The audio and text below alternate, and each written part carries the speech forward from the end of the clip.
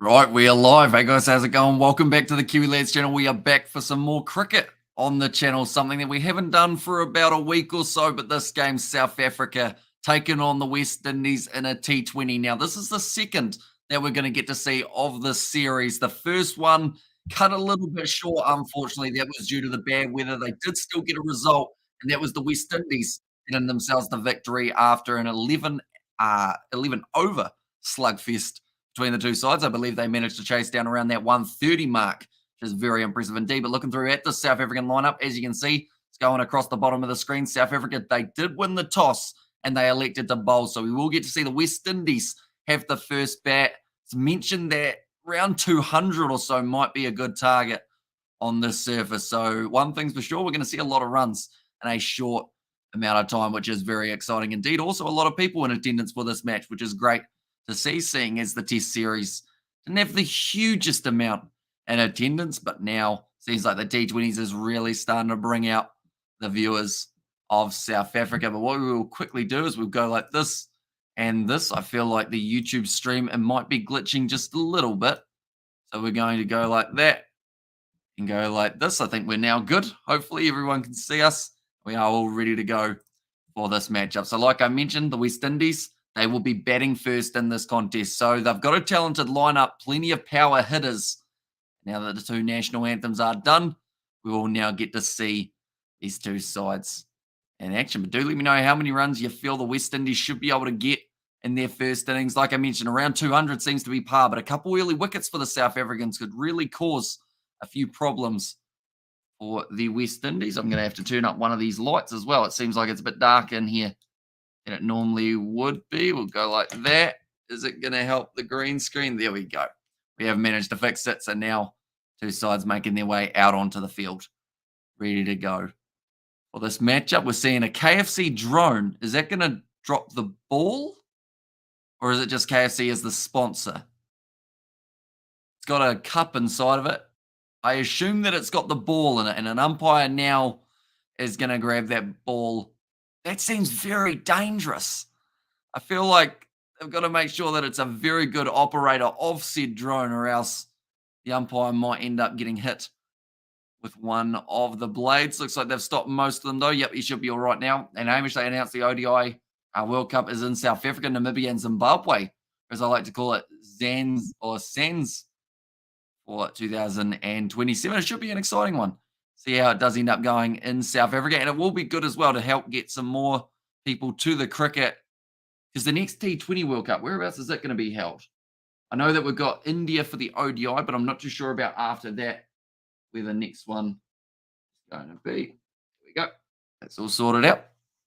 Currently 1 a.m. here in New Zealand, ladies and gentlemen. So we will be keeping you updated on the Curry Cup game that is taking place at the same time, which is in about an hour or so's time, between the Western Province and the Bulls, I believe it will be, or the Sharks, one of the two South African sides. But it is going to be the West Indies batting, like I mentioned. Now that I've played a T20, I feel like I'm a lot more excited to watch to see the tactics that they decide to use. I know that our side, we didn't manage to chase down a total, unfortunately, but we tried our best. And g'day, Hamish. Hope you're well, mate. Says Jay. I'm doing well. Hope you are also well, Jay. Now, it is 8 p.m. for you, I believe, unless time zones have changed again. Hopefully not, though. Yeah, nice evening game of cricket on a Sunday for yourself. Hope you've been keeping well. Hope you've been busy. Quinton de Kock, top of the order for the South Africans. He is going to be batting in the second innings of this one in 2024 T20 World Cup. It's in the West Indies and USA. Says Avian, correct. Says Jay Van, set to be a cracker, can't wait. Says Yuri. Yeah, it's a shame that the first match between the two sides was cut slightly short. That was due to the rain, but they still managed to get a result, which is great news. That was actually last night, so a quick turnaround for these sides. But both will certainly be prepared now, just waiting for the technicalities to get out of the way. It's going to be Brandon King opening the batting for the West Indies. He will have first ball to face. It's one thing I've actually not done since returning to cricket is face a first ball. I always end up at the non-strikers end. I don't know why, but it's just my tradition of not facing the very first delivering, but it is going to be Kyle Mayers at the other end for the West Indies. He will not have strike the very first delivery. Right, we're ready to go. South Africa, they will be bowling.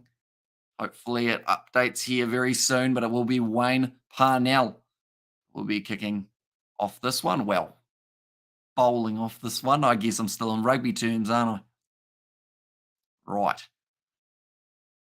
I expect the West Indies to come out firing here. I don't think they'll waste too much time. They might block a couple balls, and then from there probably just try and absolutely bang it around. And that's what Brandon King can do. He's got a huge amount of talent, got great timing of the ball, and with a ring field here, perhaps he'll be able to find a few gaps. But Parnell getting that one to swing nicely, coming back in towards the legs of King, who does work it for a single on the leg side, and straight away off the mark, 1 run for the West Indies now. Now Mayers will get the next ball to face. I should mention that my Wi-Fi may cut a little bit in and out throughout this live stream, so I do apologize for that. Unfortunately, ever since this afternoon, or actually ever since this morning after the URC, the Wi-Fi has just decided it doesn't really like me. It's very unfortunate. Mayers, the left-hander. Left-hand bowler to left-hand batsman, something you don't see too often for the first. Oh, that's just a nothing shot, but he's actually worked it down to third man nicely. He will get himself the single. And West Indies have had a bad form recently. If they like it's losies instead of the Windies, although they did win the last match just yesterday. They won. So they're on a, I guess you could say they're in winning form at the moment rather than bad form. Yeah, getting themselves the win in that first one over the South Africans. Will be looking to make it 2 from 2, which would clean up the T20 series if they were able to do so. And who won the first T20? West Indies. Oh, it's off the edge and it carries. It's going to be the wicket. Parnell gets it. It's just a thick outside edge from King. That's a shame because he was going to be hitting them. And never mind, says Jay. And also true, says Xavier. And there as well. I feel like I tell you this every time, Jay, but cricket video coming very soon. You have to believe me. We're getting closer. And Hermanis is in the chat as well. Welcome, mate. Hope you are doing very well. But yeah, we've got it all sorted now. It's getting close. And I should mention, we've actually got about 3 or 4 other ones after that will be able to be released also. Brandon King, 1 off 2 deliveries. Disappointment on the man's face. As you would be. We're only 3 balls in and already Parnell manages to pick up the wicket. He is talking about the fact that he was just pushing at that one a little bit too much there. And yeah, thick outside edge from the Windies. Just manages to carry through to first slip. So a well-placed man there. I believe it was Hendricks. Yes, it was. You said that last time I was here. I'll definitely keep my eyes peeled, says Jay. Yeah, I'm good at saying that it's coming and then it hasn't come yet. Sounds a bit dodgy, doesn't it? But it is very soon. I can tell you that the last one that I've got edited, it only really needs to be cut down because I don't think you guys want to see every single ball to some certain extent, depending on how many balls I do face, that is. Like sometimes you have to because the rest of the video would be 2 minutes long. But yeah, I'm thinking about taking out some of the dots and then squeezing it around a little bit so that it's only about maybe 10 minutes or so. You're a busy man, mate. I understand, says Jay. I still feel like it's got to get done. The hard drive's here. It's here. This has got like 40 hours of GoPro cricket on it. We'll get it done. This is exciting. I was actually going to do it before this live stream. That's a great cover drive from Charles. Second ball that he's faced. He's been able to hit it away to the boundary. Beautifully done by Charles. And that'll now make it 4 runs off 2 balls for himself. Did actually go bowling today, Jay. Believe it or not. There was plenty of sledging going on there. I almost ended up with a job at the bowling place. I don't know how that came around. I pretty much, like while the person went away to do the pins, she was like, hey, would you like to put all the names in? And then after I did it, she was like, do you want a job? And I was like, huh? I'm just here to put the names in. Although I didn't put all of the names in that my team wanted. One of them for the cricket breakup, I should mention. I wasn't there by myself. One of the fellas wanted his name on the big screen for the bowling to be Big Cock. But I decided against putting that and instead I just put Connor the Mad Lad. But it was a bit more PG. Keep up the sledging. Yeah, I'll keep all the sledging in. Although some of the guys that we've been playing recently haven't really sledged as much. It's quite funny because that game had the most sledging. All these other guys seem to like not really like they're all so nice. I've become friends with a few of them that we've played against. Like we're organizing hopefully some sort of test match to be able to play. Chicks love guys who work at bowling alleys, do they? I mean, this one's not really it's not a hugely fancy bowling alley, but you know how the shoes, you just gotta I messed up the first shoe because I decided to give those out and then I didn't take the rubber band off. So she was annoyed. Not really. But then it's interesting because she said that if I was to apply for it, I'd have a better chance of getting it than some of the other people because I have a social media presence, because I know how to like do social media, which is weird. Like my YouTube channel, me sitting here doing commentary has somehow helped in real life ventures. It's a crazy thing. That's a little bit wide from the spinner here. I'm going to reach very far out to the right hand side, try and swap that one back in, but Markram now gets that one right. 3 dots in a row. Do you like rugby? I don't mind it. Yeah, I do about 30 hours of commentary per month, if not maybe 50 hours of rugby. So yeah, it's not the worst sport in the world. Nicely played there again. Just another dot ball. Do you watch the Blues game and the Warriors game? I did see the Warriors game from the bowling alley. Sounds weird. But it's also like a pub area as well. Like it's got a pool table and arcade and everything like that. But yeah, I saw some of the Warriors. I saw their final few moments where they were able to get the win. I didn't see the Blues game, but I saw the score. I'm behind, says Xavier. And I think the chick who offered you a job likes you, says Jay. I think she's married, which I know you'll then go even better, or that doesn't matter. But I think she is married. Either that or she is quitting because it's a bad job and she's trying to give her job to you.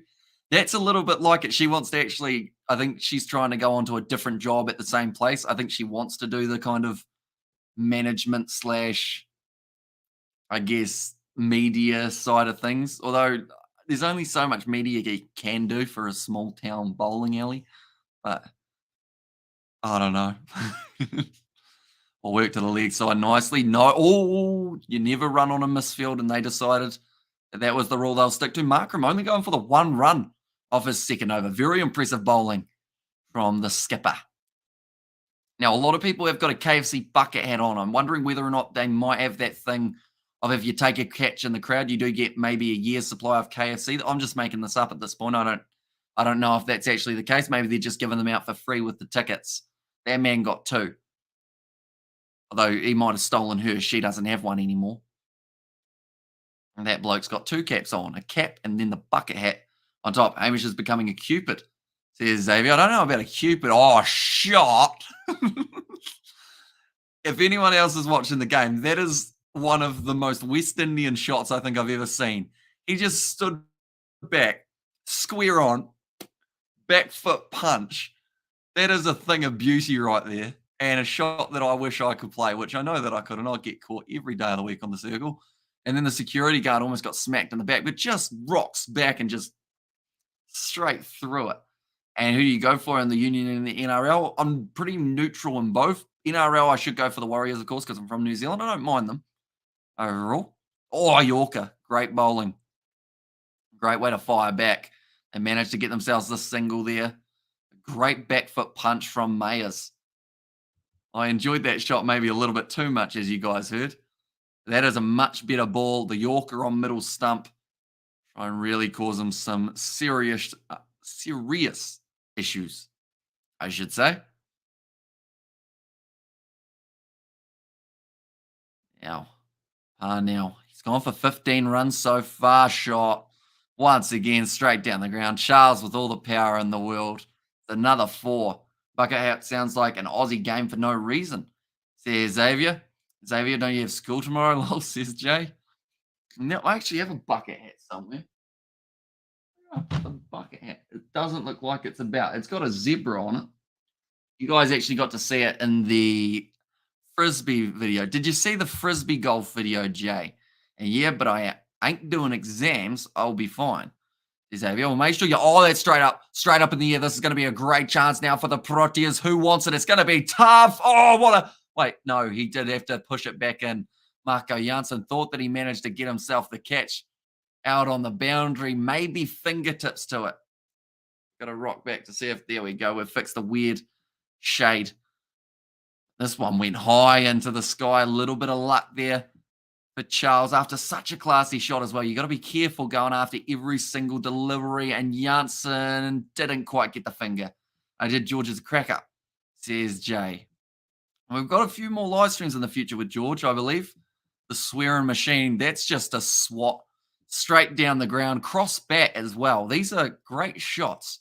What's your favorite brand of bread, says Schlanger? I'm a Nature's Fresh kind of guy. That's probably the one that I've had the most. And pretty much the only one that I could think of as well, which was kind of lucky that it's my favorite per se. But I haven't had any of it in a long time. Like Tip Top's all right as well, I think. They do all right bread. Unpopular opinion, I don't really enjoy a ciabatta when it's too, like, crunchy. Too, like, kind of, what's it called? Too, almost, not stale, but too crisped up. It annoys me. It's going to be a wide for Parnell. He's gone from having a relatively good first over to now going for quite a few runs in the second. They're just showing Janssen's attempt. I'm glad that he didn't hurt his fingers. That is something that I did, unfortunately, in the two T20s that we had. It was the first match, went for the catch, dropped it, and then bent this finger back completely the wrong way. I think I popped it back in, though. I kind of pulled on it and wiggled it, and then it felt not too bad. Run out chance. Now he gets there. Great running and great take from Parnell. Just sticks the mid out, managing to take it. 17 runs coming off the over, and that is now going to be 28 for 1 off the 3 overs. Yeah, unfortunately, because of that, I wasn't actually able to bat in either of the T20s, which I'm really annoyed about, but I did umpire both games. So that is good in some regards. We still got footage. Hi, Hamish, says Yanlu Brand. And West Indies like playing aggressive. They certainly do. And to be honest, they need to. This ground, they mentioned it before the match started, they do need probably 200 runs to even be competitive here. We saw what they were able to do in their last match, the West Indies, chasing down 130 off only 11 overs. Here we go. KG coming into the attack. Kagiso Rabada, 55 matches, 56 wickets. Averages 1 per game, roughly. Best is 3. See if he can do any more than that. South Africa team changes. Rabada and Janssen were in. Fortune and Nokia were out. Big swing. And I think he's gone at it hard enough that it should race away to the boundary. Almost going all the way for 6, but does just go for the 1 bounce. 4. Charles on fire. He's on 23 off 9 deliveries at this stage. And sorry I'm so late. Says Rudy, no worries at all. It is great to have you here. Better late than never is the way I like to describe it. Where's King George, boss? As the breakup party? It was good. I actually saw George on the way down there. I was driving down south. He was driving his tractor up north. I don't know whether he recognized me or not, but I could recognize him from a mile away. I probably shouldn't have tooted. It was a highway. That would have been danger, but I gave him a big wave, said, how are you? I don't know if he saw me, but yeah, he must have been working. And you're looking sober here, boss. I am. I didn't even have a single drink or nothing when I was down there because I did drive down after sneaking a quick hour nap in. Is this another 24 hours, no sleep straight to work tomorrow? Not that I know of. I'll probably end up getting up relatively early, though. I don't think I want to sleep through Monday, which it sounds weird to, that hurt. That was in the spine and the helmet and the whatnot. Wouldn't have felt nice. Just adjusting the helmet, acting like it never happened, I would say. But Rabati's got a good bouncer on him, whips it down there, gets it quick. I've snuck a few hours in, but I might sleep for maybe 5 hours tonight. Wake up, because this will finish at 4:30 or so New Zealand time, depending on how long the game goes. So 4:30 a.m. New Zealand. Oh, yeah, hit him on the shoulder. 4:30 a.m., have a shower, probably do some, I shouldn't, but I'm going to do some scheduling, see what I'm doing next week, when I can film things and everything like that. I know that you guys are keen on a couple of Rugby Challenge 4 videos, so I'm hoping to get those ones filmed maybe tomorrow or the next day, so that I've got plenty of time to edit them. I've also got that cricket video that I do want to release on about maybe Wednesday so that it doesn't overlap too much with the 7s. And then after that, we'll have the next one to edit, live stream thumbnail. There's quite a bit to do, I've just realized, but should be good. Keeps me busy. Rabada now bowling the Yorker. It was almost a knuckleball as well. Although 145 Ks, maybe not the knuckleball, just a little bit of a scrambled seam instead, actually, for that delivery from Kagiso Rabada. slowing down this run rate of the West Indies. They got off to a cracking start, although that second over of Markram only going for 1 run, which was slightly interesting that they decided to change him out. But I guess that is because Charles is starting to see it quite well. Nice embankment getting filled up by fans going after that one outside of the off stump. The crowd appeal. Rabada doesn't, and it is another dot ball. And poor Hamish can't get a break. Says Xavier. Yeah, I don't think I've had a day off. And I think I had Christmas almost off. No, I didn't because I was setting up for the Boxing Day test. Never mind. I had Christmas morning and lunch off. Oh, no, I lie. I had Wanaka trip off. We filmed a little bit for the vlog, but then the hard drive went. So that's all disappeared, although it's probably a good thing. Some of that footage is a bit interesting. That will not be shown. But yeah, that was the last time I had a break, was New Year's. About January 2nd, I think, because we had to go up a day late because I was still covering test match cricket. And you're looking, oh no, I read the sober one. So we have got there. If he gets a 4 or 5, I'll be shocked. Be sure to hit that like button for Hamish. It's easy to do and it's free. It certainly is. Oh, what a shot down the ground. Just steps to it. I want to hit a ball like that. That man's a great catcher. Very nicely done by the man in the crowd. Yeah, I can't hit the ball for rubbish, unfortunately. Nice, boss. Like if you had a cougar in the car to give George a quick flash, there's Nate. Well, I almost got a job at the bowling alley, Nate. I was talking to the woman behind the counter because she went away to do her other thingy, so I just put all the names into the machine and whatnot, and then she offered me a job there. So don't know what I'm doing. Could become a bowling alley assistant, eh? Jay said that they get plenty of women, so that would be ideal. I'm very low. No, 43 runs, another 4 runs here. Janssen's gone for 10 runs. What time for you, Sister Hannah? It is currently 1:17 a.m. at this stage. But I like to call it cricket time. It's not too late for a game of cricket. And I'm sad that I missed last night's game because I actually kind of forgot it. And also we have got this. I want to know who that chick is that you fancy. Here's looking on point and you had a shave. Are you impressing, mate? Says Jay. Nah, no one. It's funny because the only person who told me to get a lot of people told me to get a haircut, but the only one who said that I need to trim it a little bit more and did like the facial hair being short and was actually Distracted Sports partner. That's not a venture we're going down. The nice idea. Take this job. Boss says, Nate. And how did you forget? Busy with someone? Says Yuri there. No, I was scheduling videos. That's another 6 runs for Charles. He's sitting on 40 off 17. This is a brilliant innings so far for him. And currently Janssen's gone for 16 runs off 4 balls at this point. But I had just finished the live stream with Tony and Mark. That was at about 11:30. Then I ended up doing all my things for the URC and sorting it out because it was actually from in bed that I saw that it had happened this morning. Because last night when I saw West Indies starting 11 announced, I thought it was for this game. That's going to be missed.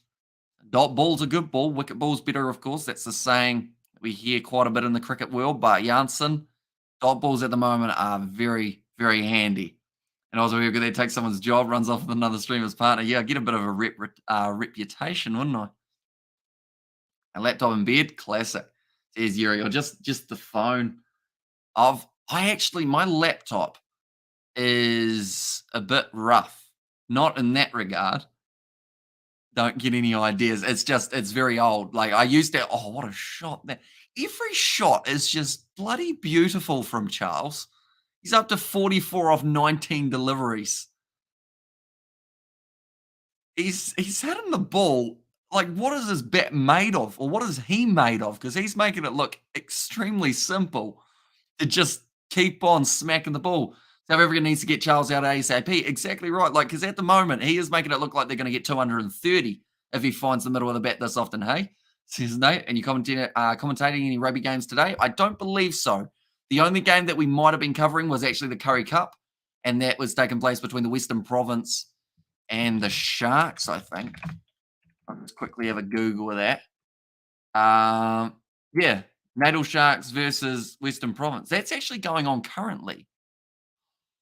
I thought that that game started at 2 a.m. New Zealand time. So I would have been actually, he's edged it, has he? Oh, no, it's at the back leg. Mayers. No, it did come off the bat. I had no idea that that game was starting at 1. I believe for my scheduling, I had it at 2 a.m. So that's a bit of a balls up from myself. Oh, well. I guess we weren't doing twice or weren't doing both. Tissues on the bedside table, only for sinus, Jay. You know the drill. And anyway, back to the cricket. Let's go, South Africa. You got this. And when says Tahana, the next rugby game, shot. Again, straight through a gap. It's as if there's no fielders out there on the field. Mayers and Charles making it look easy. Bye, says Tahana. Okay, we'll see you later. Yesterday it was Tony's nut. Today, cheating in employment. West Indies on their way to slap up 200 at this rate. Did they bat first yesterday or chase? They were chasing, so it was only an 11 over per team game due to the wetness. So South Africa in that last game got about 130 runs, and West Indies chased that down in 10.3 overs, which is quite impressive. But there were some good players, and they're the partnership currently sitting 60 runs off 30 deliveries. So they're both smacking it around very nicely.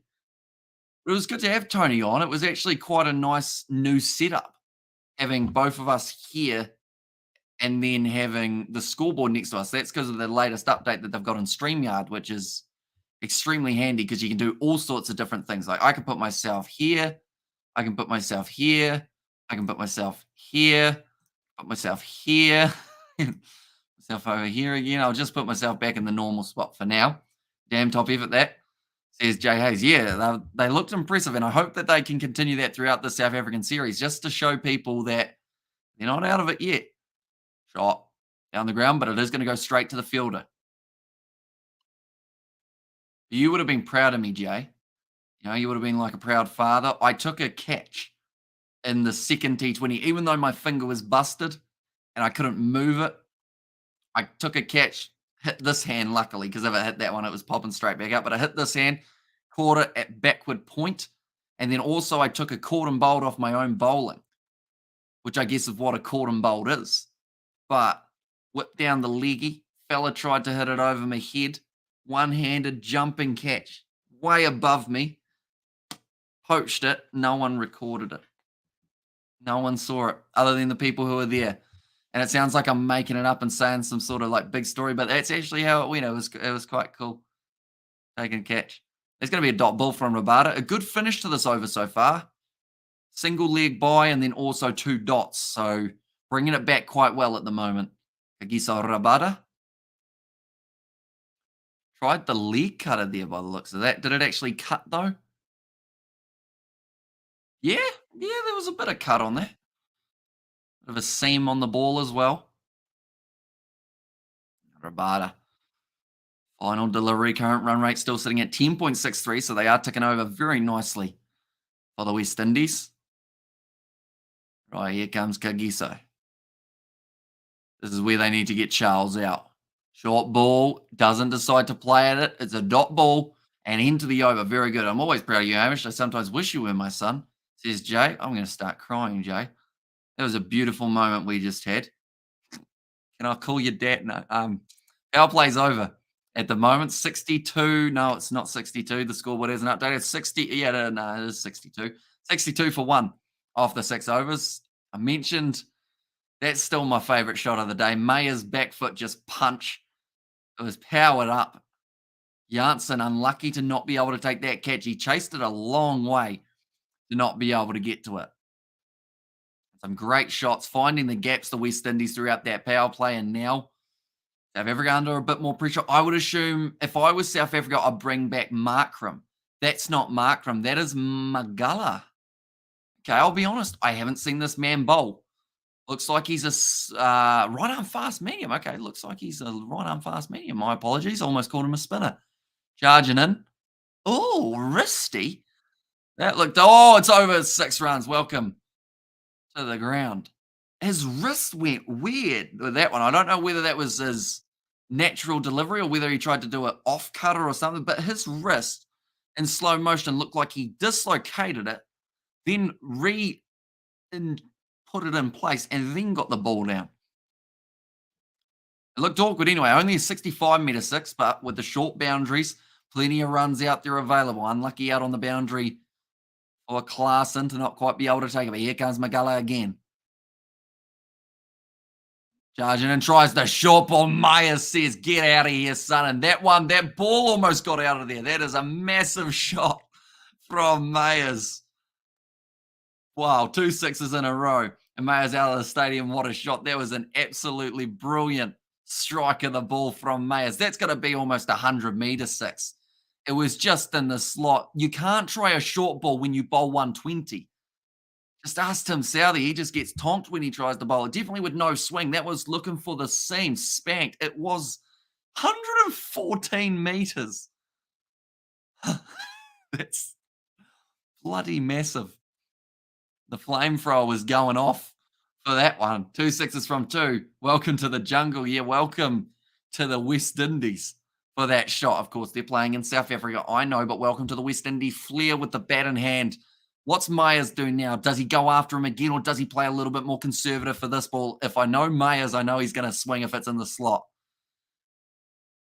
Oh, it's a good Yorker. No run taken. Great dot ball from Magala. That seems to be one of his specialty balls by the sounds of the commentators. Are you streaming the entire match? Certainly are. I feel like after doing test match cricket and also after doing so many games of rugby, a 3.5 cricket live stream, 3.5 hour that is, doesn't feel that long.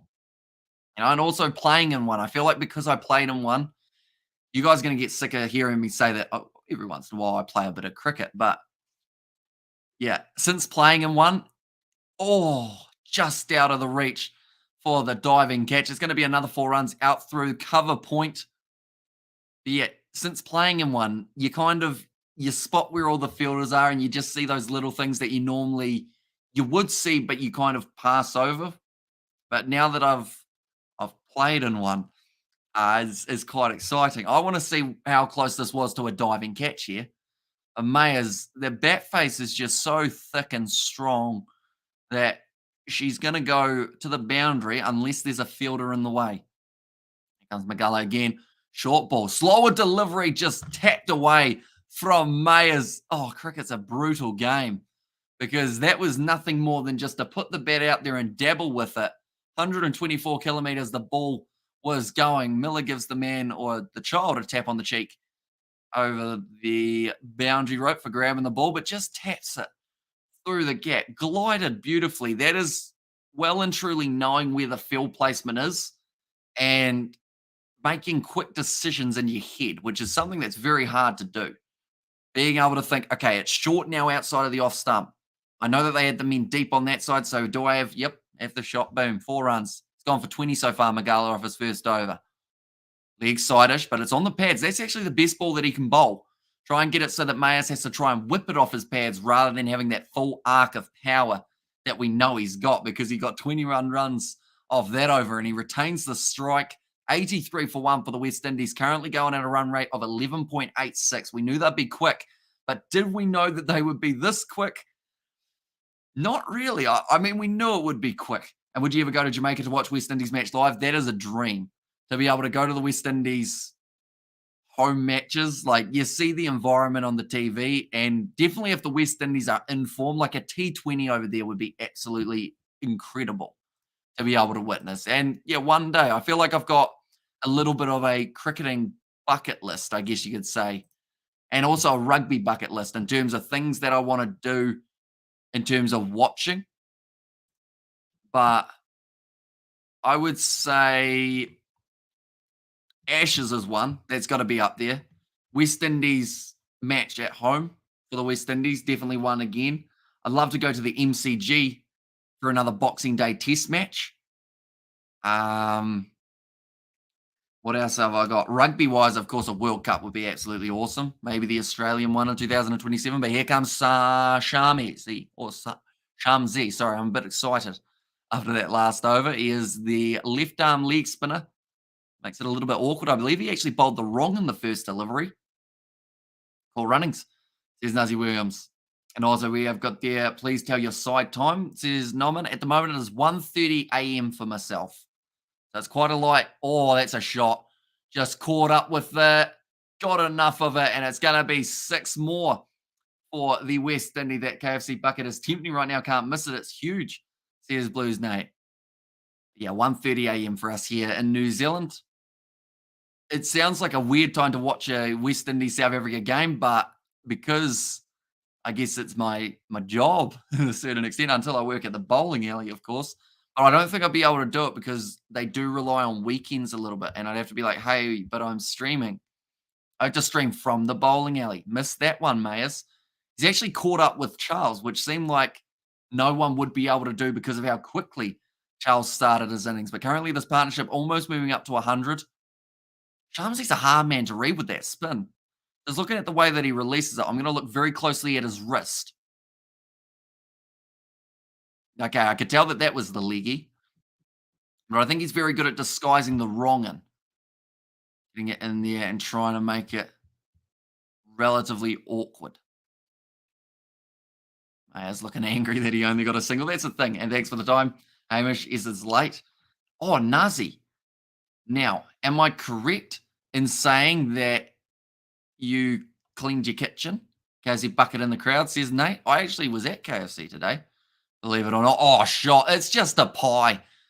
He said, do you want some sauce with our Albert 100-meter six? Because that is gone, and that's almost 100 on the board.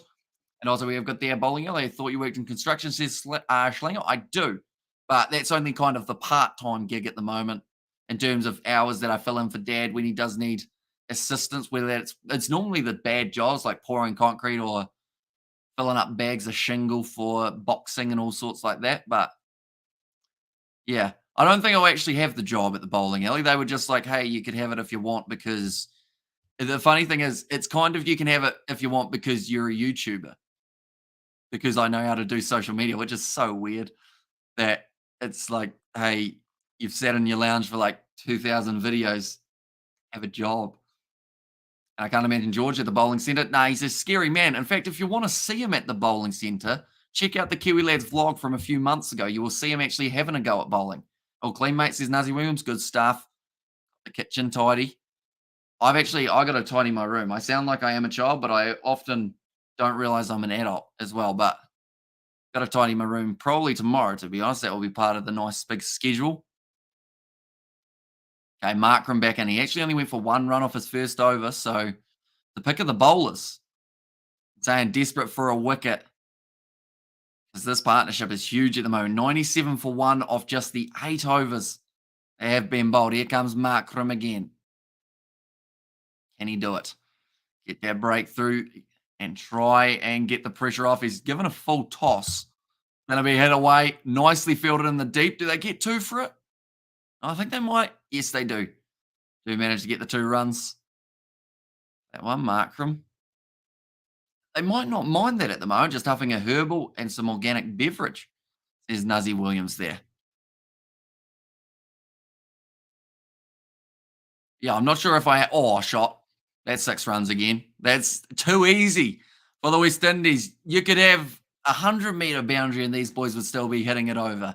Straight down the ground. Charles, I didn't even mention the fact that he brought up his 50. It's happened that quickly.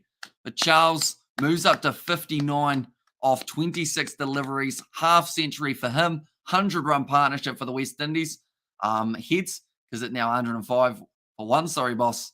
Says Blues Nate there. Oh, so you're like a little bit ahead of me, are you? I should be... Yeah, I am relatively live. It's just Sky Sport now is a bit slow. And who's your favourite player on the South African side? I would probably say of this South African side, I'd probably pick Aiden Markram, to be honest. That's going to be a wide. Like, I also quite like Kagiso Rabada, but the thing that makes it slightly harder to like him is the amount of no balls that he does bowl. So, yeah, I'll probably go Aiden Markram. I feel like he's a guy with all the technique in the world. He just sometimes lets his heat get the better of him. That's it, straight down the ground. Another 4 runs. Easy peasy for the West Indies. Going to be 110 for 1 now on the board. This is almost like That's more than the side that we played in the second T20 actually got from their 20 overs by about 20 runs. And do you have a favourite brand of margarine? Meadow Lee, I think, is the one that we get, if I'm not wrong. Oh, that's gone again. Another 6 runs. It's just shot after shot after shot. You see the West Indies in those warm-up videos just smacking balls for fun, and they are showing exactly why they are a side to be reckoned with in the T20 division of international cricket. 13.38 current run rate. Just no one quite getting it right. Markram puts it in the slot. You got to go, to be honest, you got to go full tosses or Yorkers outside off stump. Better ball from Markram. Make it wide. Don't put it in the slot because he's just going to keep on banging it. And also, are the West Indies batting well or is South Africa batting or bowling bad? I would say that West Indies definitely batting well. I mean, 70 runs of 29 deliveries is extremely impressive, but South Africa are not sticking to their bowling plan at the moment. They're all trying to bowl different things, and every time they're getting hit away to the boundary because they aren't consistently tactical, if that makes sense. West Indies on fire. Do you think good pitch is too good to bat? There's the It's a very good pitch to bat on. They are expecting 200 runs plus for both of these sides in this matchup. That was actually the comment before the game. I believe it was one of the commentators said that Aidan Markram said, like, you're easily getting 200 on the surface. Because of the short boundaries as well, you're only looking at about 63, 64 metres.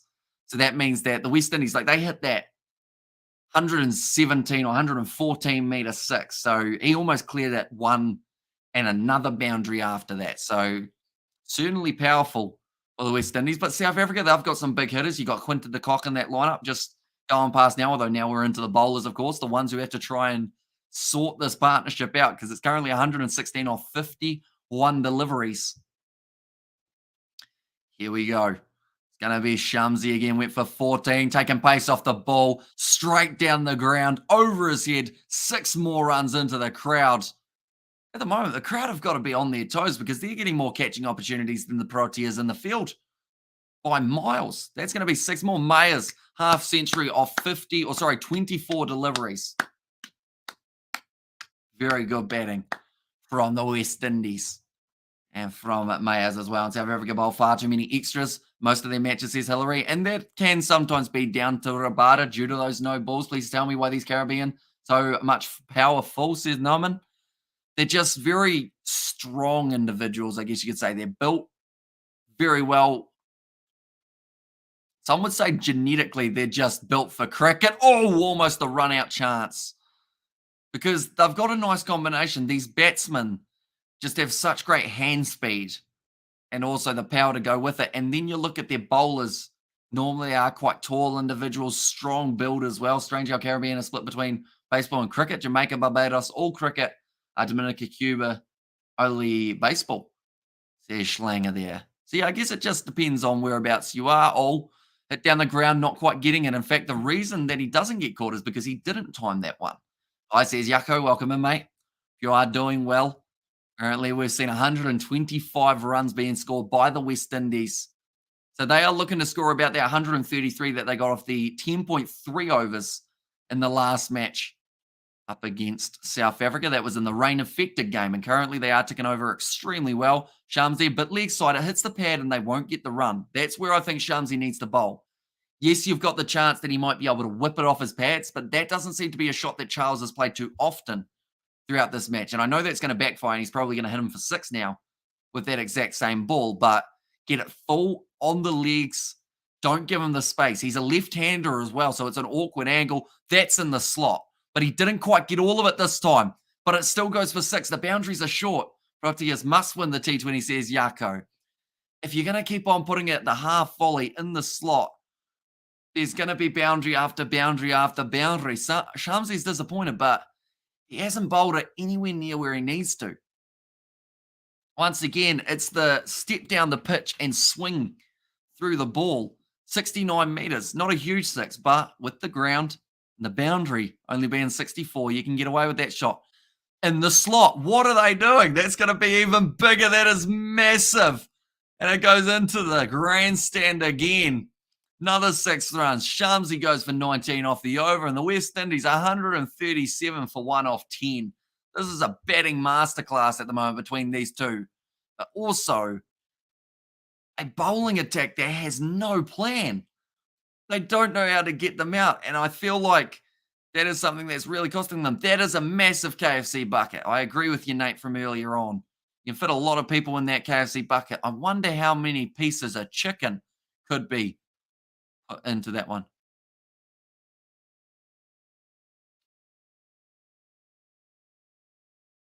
Okay. They're talking to a fellow who's saying that the mindset of South Africa has to be keep taking wickets. They're smacking them all around the boundaries for 6. In fact, they're hitting more 6s and over than they're getting singles. You got to get it in the right place. You got to frustrate the batsmen. They're not doing that at the moment. They keep on trying to get them on the stumps. They're working on the theory that if they end up missing, they're going to get the stumps, but they can't. They've got to try and slow them down, and then that's when you go for that dangerous ball. But that is actually Rasif van der Dusen that they are interviewing there up in the KFC box. Right, who's the next bowler? It's going to be Marco Jansen. He went for 20 off his first over. Can he improve from here? He's got to, or else they are in some real trouble. And holy heck, what's going on? Says Pads of Blaze. West Indies are having a field day at the moment, Paddy. Also welcome in. It's a bit early in the night. Right, Marco Jansen. Put it on the pads. It's a short ball. Mayers hasn't got it. And this might be the chance. And it's taken in the deep. Tucked him up a little bit there. Didn't give him the room to arch and swing through the line. And that is going to be Mayers dismissed. 51 off 27 deliveries. You were a little bit quick, Schlanger, to try and leave it just a few more seconds when we do react to it. Hamish, you're brilliant, man. Are you going to the top-ish? Says Nazi Williams there. And his favourite currently, West Indies are, and we're looking like 270 plus for the West Indies, although that is a big wicket. Now we are going to get to see, I believe it's actually Puran who will be making his way out to the middle for the West Indies. Imagine if he dropped that catch in the deep, though. You would be so frustrated, so defeated at that point as well. But he has managed to hang on to it. Mayer's disappointed. He knows that there were a lot of runs out there, 1K chicken pieces in the KFC brand stands. Tell you what, George would probably have tears of joy if he saw 1,000 pieces of KFC chicken. Definitely if they're all chicken thighs. That man loves his chicken thighs from KFC. But it's better from Janssen. It was coming back in, came into about here, and you cannot get power on it unless you're trying to hook it straight across, which was not the case. He tried to go out to mid-wicket, which then meant that he had to generate all of the power himself and couldn't get those arms free to be able to do so. Nicholas Puran now making his way out to the middle. He has the left-hander, and yes, says Blues Nate. Also, we should mention, I did go to KFC today after bowling. We can't tell George, or else he'll be very sad. He'll be disappointed that he missed out on a KFC opportunity. But if it makes him feel any better, I actually didn't have anything other than 2 crispy strips. That was all I had. The rest I got from my parents. Seeing as KFC's 30 minutes away, and since I was 30 minutes, that sounded like an edge, but it wasn't. Great first ball from Janssen. Dot ball, I'm telling. Don't you do it, Paddy. This guy averages the man, yes. Says Nazi Williams. You sure you're not looking in the mirror, Nazi? Just showing those 6s from Charles this innings. 69, 83, 85, 87, 87, 91, 92. Every time his 6s have gotten bigger and bigger and bigger. Okay, everyone, do not mention it to George. We whipped away to the leg side. Malawa. No. Sorry, not Malawa. I've forgotten that man's name. He's out on the boundary. And also we have got there, what is KFC price on your side? So 1 piece of chicken is about $3.50. 2 pieces for $5.50. Regular chicken popcorn is about $8.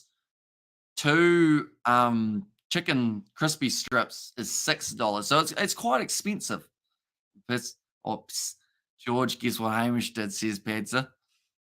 Oh, that's gone up. That's gone straight up. That's going to be out. And it's another wicket. Puran gone. 2 off 3 deliveries. This is a brilliant over from Janssen. But you know what he's doing? He's bowling so that it's close to him. Not giving the arms the freedom to move.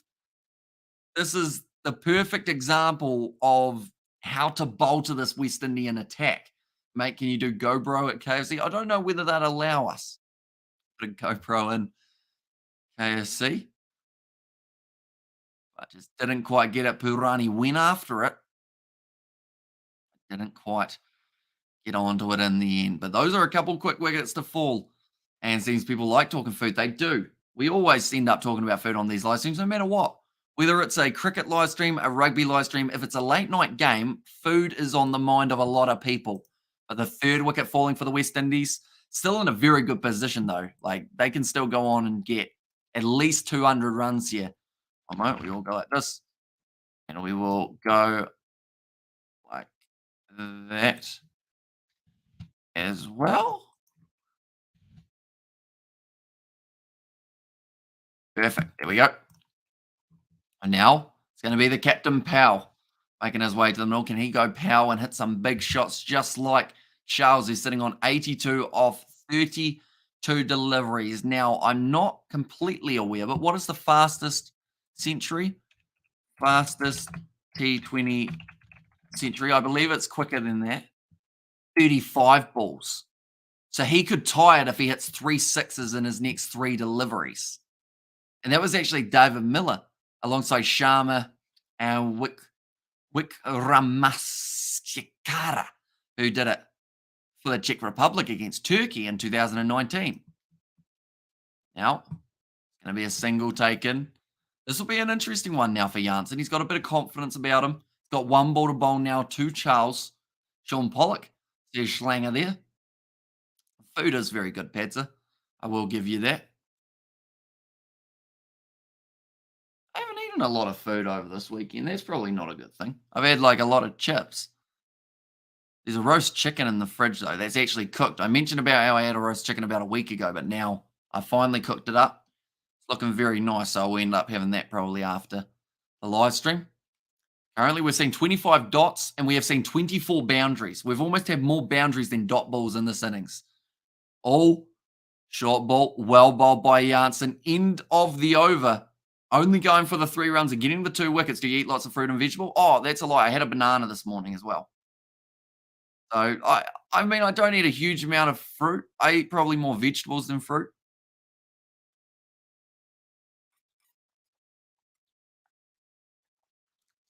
And also we have got there, are you going to stream Pakistan versus Afghanistan? Match of your sleepy, I'll send you black coffee, says Norman there. When does that match start? Norman, I'm going to have a quick look.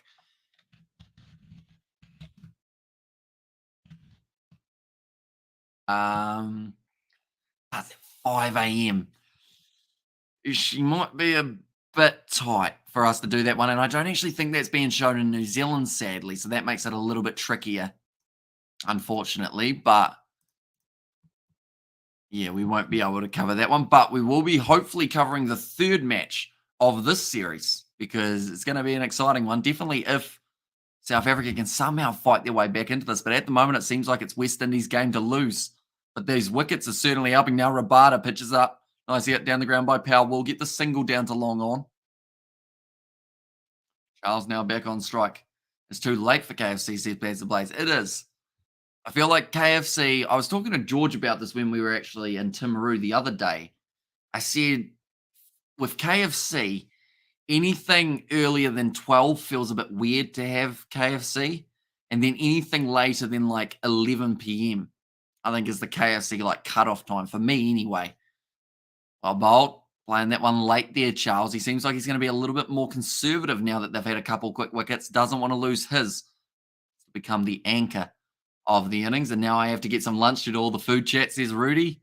Yeah, food is good though. Food is very handy. And food is helpful, ladies and gentlemen. Be sure to be eating plenty of food. Drinking plenty of water as well. That is another big one. Now Rabada charging in. It's gone for 14 runs so far. Oh, he's just swung through with the hands. 6 runs from Charles. Just pretty much swats it away. You've got to keep your eyes open, but nicely taken there. I think there was actually that mother. Hopefully she caught it rather than getting hit with it, but she looks like she's all right. That's a brilliant shot, though. Boom. That is actually a thing of beauty, the way that he's whipped his hands through. Have you tried Prime, the Logan Paul drink? I have not. I don't think it's in New Zealand yet. Mixed reviews from the sounds of it. Some people say that it's great. Some people say that it's not so good. I normally just drink Powerade, to be honest. And I mean, the thing is, we're trying to organize a test match for next year, early next year, or actually probably later on this year. And I want to do some sort of Kiwi Lads charity test match where we do raise money for some sort of good cause. I haven't decided on what it is yet. There's still a lot of work that needs to be done in terms of where we can play it, how it would go, who's going to be involved in the match and everything like that. But hopefully we can find some sort of drink sponsor for that test match as well. Apparently, Charles' second best was actually up against England in 2012. That was 84 runs. So he's got his new high score.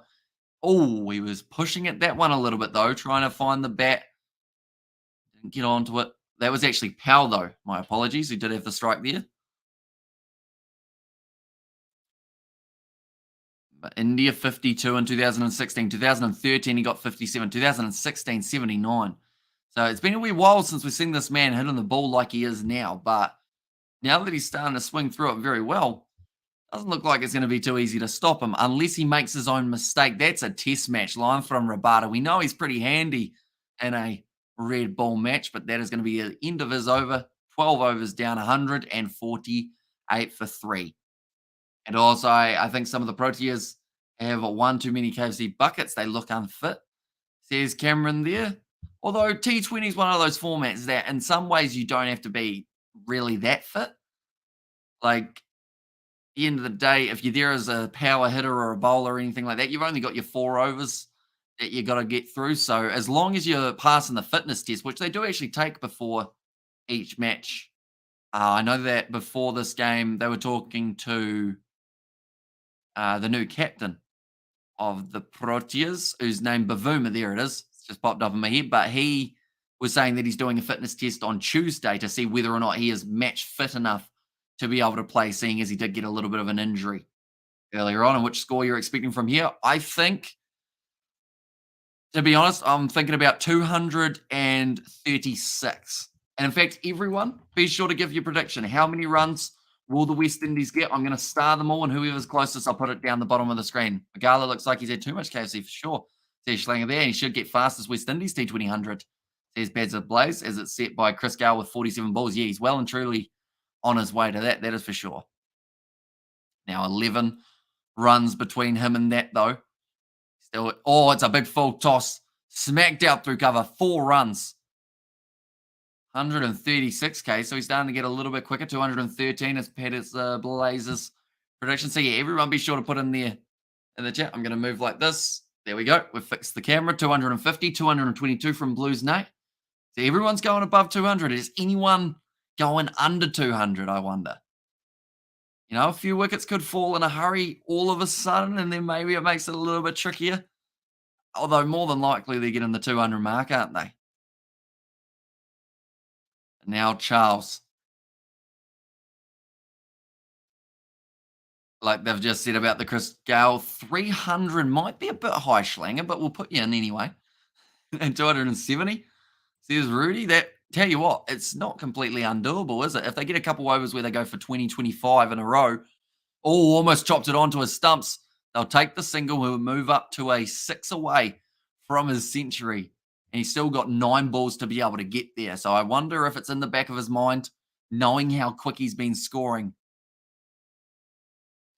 Almost chopped it on. That would be the worst way to go out when you're on somewhere around that 99 mark. Now Powell sitting on 2 off 4. He's received some very good deliveries so far from the bowling attack of the Proteas. Magala, sorry. He needs to get this one pitched up outside off stump and full. I feel like that's the area that Powell looks like he's not quite keen to go after as of yet. No, he puts it on the pads. It's going to be a big LBW shot, maybe drifting down leg for that one. And yeah, the West Indies batsman saying, nah, that one was skidding down leg. Anyone else who does want to put that prediction in the chat, be sure to get it in. See if we can get 10 predictions. We've got 1, 2, 3, 4, 5, 6. Let's see if we can get 4 more predictions from other people Yeah, that would have been missing leg stump, that one. And Magala was asking the umpire, who looked not even remotely interested in that LBW appeal. Outside off stump, but it was a half volley. And it's going to be 6 runs for Charles. Well deserved. 100 runs off 39 deliveries. We have just witnessed history. And Charles, his new high score, and man, does he deserve it the way that he has batted today. It has been absolutely brilliant from that man. Last high score was in 2012 or somewhere around there. It's been a hard fought road to get another big total, but Charles has shown that he has still got it. And the crowd showing their appreciation 160. And Ronnie has predicted 230. The also Warriors won 14 or 16 to 14. Yeah, I did see they snuck it in the end, which was great to see for their Warriors. 39 balls, 9 sixes. So he got a half century of sixes.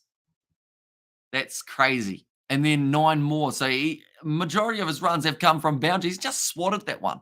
Straight to the man at extra cover, though, so he doesn't manage to get a run off that delivery. Still 1 more ball left, but this has been a highlight reel and a half innings from Charles, and he knew it straight away. After playing this shot, he took the head, well, not the head off, he took the helmet off. And well and truly, the crowd appreciated that one. And what if your power supply cut? And what is your side temperature? Says Noman. Well, we've had a power cut before in the past when we've done a live stream. And normally what we end up doing is I end up buying data for my phone and then live streaming from my phone until the power comes back. We've done that before for a gaming live stream. We've done that before when my Wi-Fi cut out.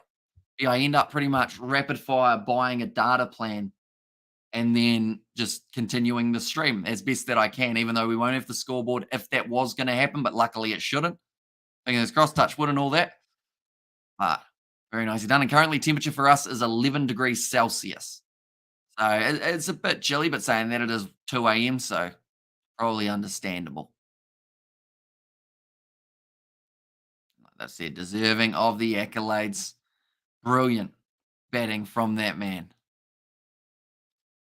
A big hug from his teammate as well. Now the job's not done. He could get a 150 here. In fact, we're going to have a look at what was the highest T20 player score. Who got the highest in a T20? We saw 175 from Chris Gale, 172 from Aaron Finch, 162 from Masaka, although it does say Aaron Finch 172. So that was international wise. There you go, 172. That's what he'll be aiming for. He's still got 7 overs, and from the way that he's been hitting it, possible. Have you heard of proposed change to Ashes to include New Zealand and South Africa? I haven't. I don't really like the idea, though. That's going to be another 6 for Charles. He now moves up to 107. I feel like you're better off doing a competition between New Zealand and South Africa and putting meaning behind that series rather than getting into the Ashes. I feel like the Ashes are prestigious and should be kept that way. And then if you're going to do anything with New Zealand and South Africa, maybe make it, I don't know what you could call it, some sort of special competition between them where they play 5 test matches. And temperature here is 17 and 260 for the West Indies, says Cornelius. And a good match to win for the Proteas. Yeah, the Proteas, they need to win this game or else they do lose the series. They would be a bit disappointed about. But the West Indies, they're showing their power hitting. And if you're in that top order for South Africa, you're sitting there going, ugh. You much prefer them hitting 4s rather than 60s. Or sorry, 6s, that's straight down the ground. Once again, it's going to be 6 more for Charles. The thing is, he's not even half hitting them. Like, he's not hitting them 65 meters just over the boundaries. He's striking them 80 plus meters every shot now. 6 and 6 again from Janssen. Just putting them in the slot. He swings through. The wrists do a lot of the work there and just sends it straight down the ground. 173 on the board off 13 overs. How are the South Africans going to chase this down? Currently, how many 6s have we seen in this innings? I'm going to have a quick count up. We have had a total of 15 6s. 15. So that is 90 runs of 6s off 15 balls. Another big shot. That's a different one. Bit of a ramp, and it's going to be 4 more runs for the West Indies. Just everything that he's doing at the moment is absolutely fantastic. In fact, yeah, 15 sixes, 15 fours. How many people watching today? Says Rudy. At the moment, we have got around 60, which is quite impressive for our first cricket live stream in quite some time. So, or cricket short format, I should say, rather than test match cricket. So it is great to have you guys all here.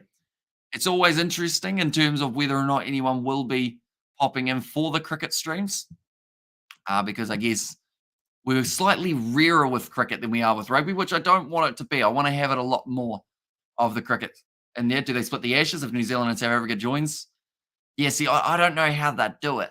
I feel like if you want New Zealand and South Africa to have their own comp, they've got to do it head to head without having Australia and England involved, just because like the Ashes has been around for so long, and this year more than ever, it's going to be very competitive between the two sides. So yeah, I don't think you want to.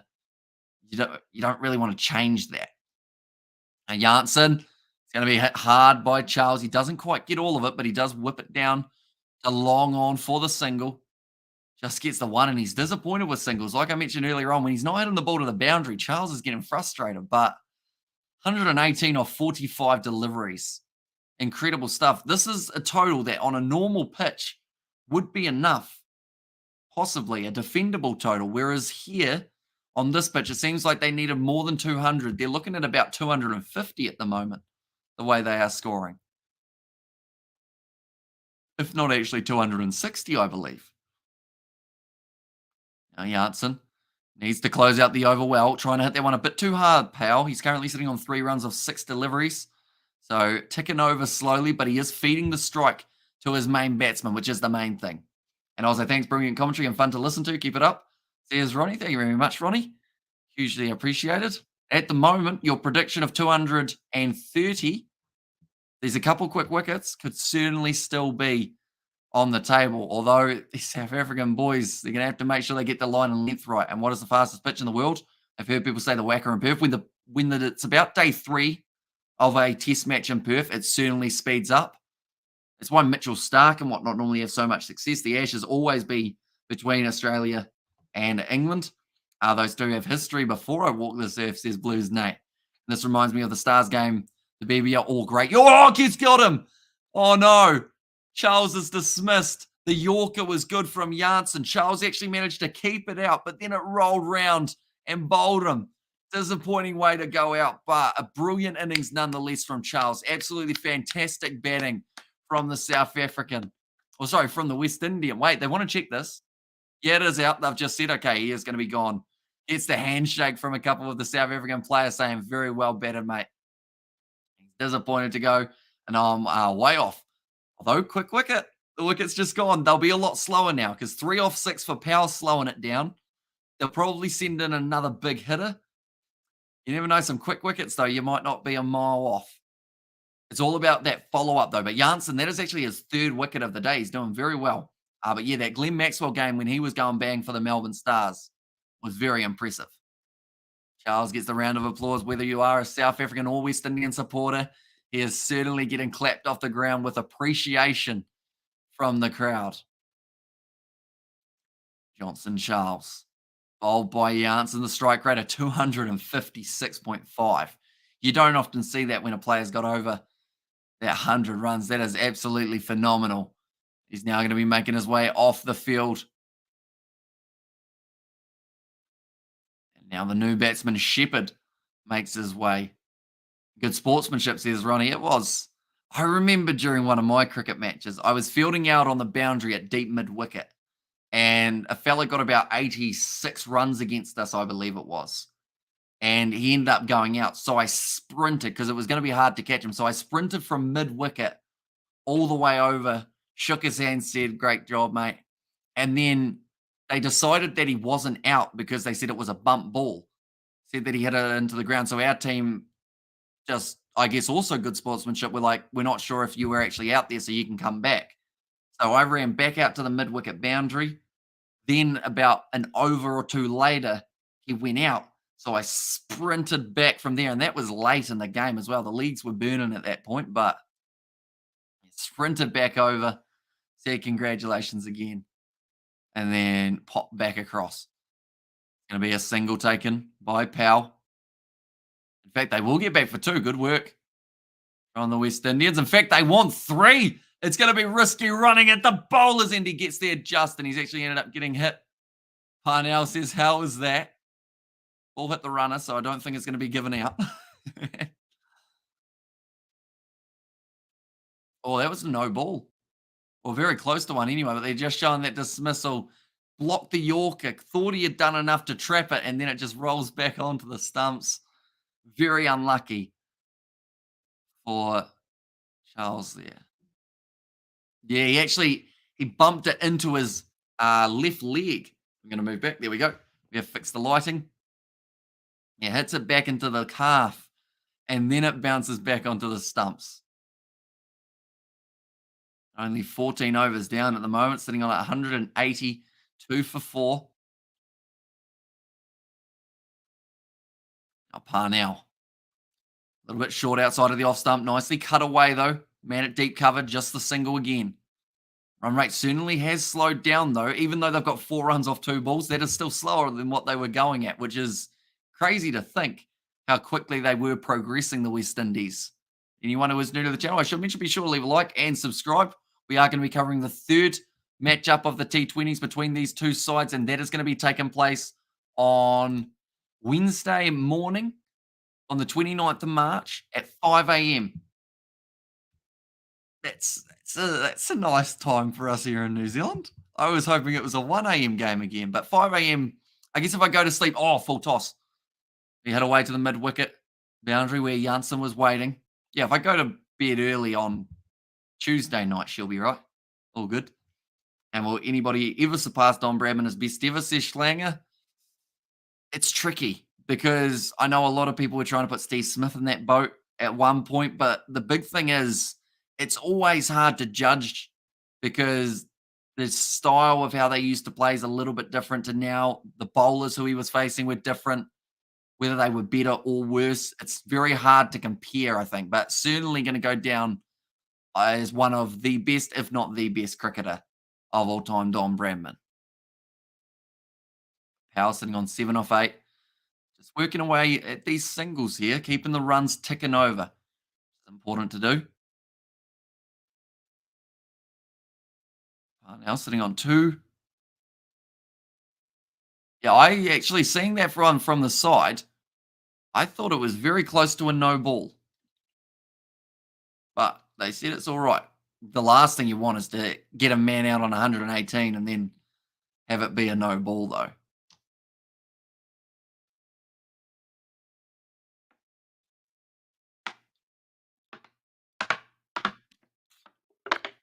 But they did bowl it at leg stump, which is what I've been telling them throughout the innings. You got to tuck them up, not let them free those arms, because when they free those arms, that ball goes to the boundary 9 times out of 10. Big full toss. Wow.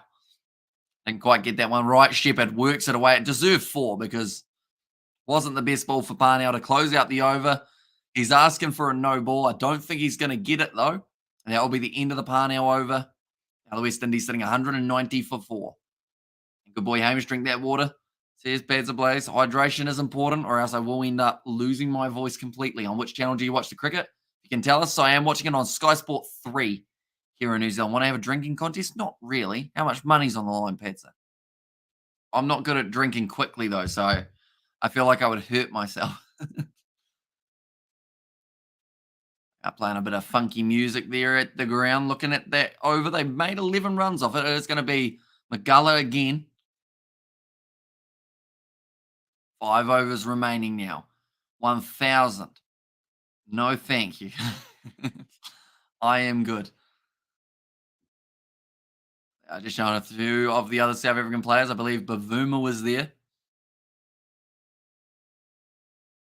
Howell sitting on 8 off 9. Shepherd sitting on 6 off 3. They have slowed down, but will they slow down enough to get under 236, which was my prediction? Good Yorker. Sounded like it almost snapped the bat, but it's hit down to long on just for the one. And damn, it was going to get free money.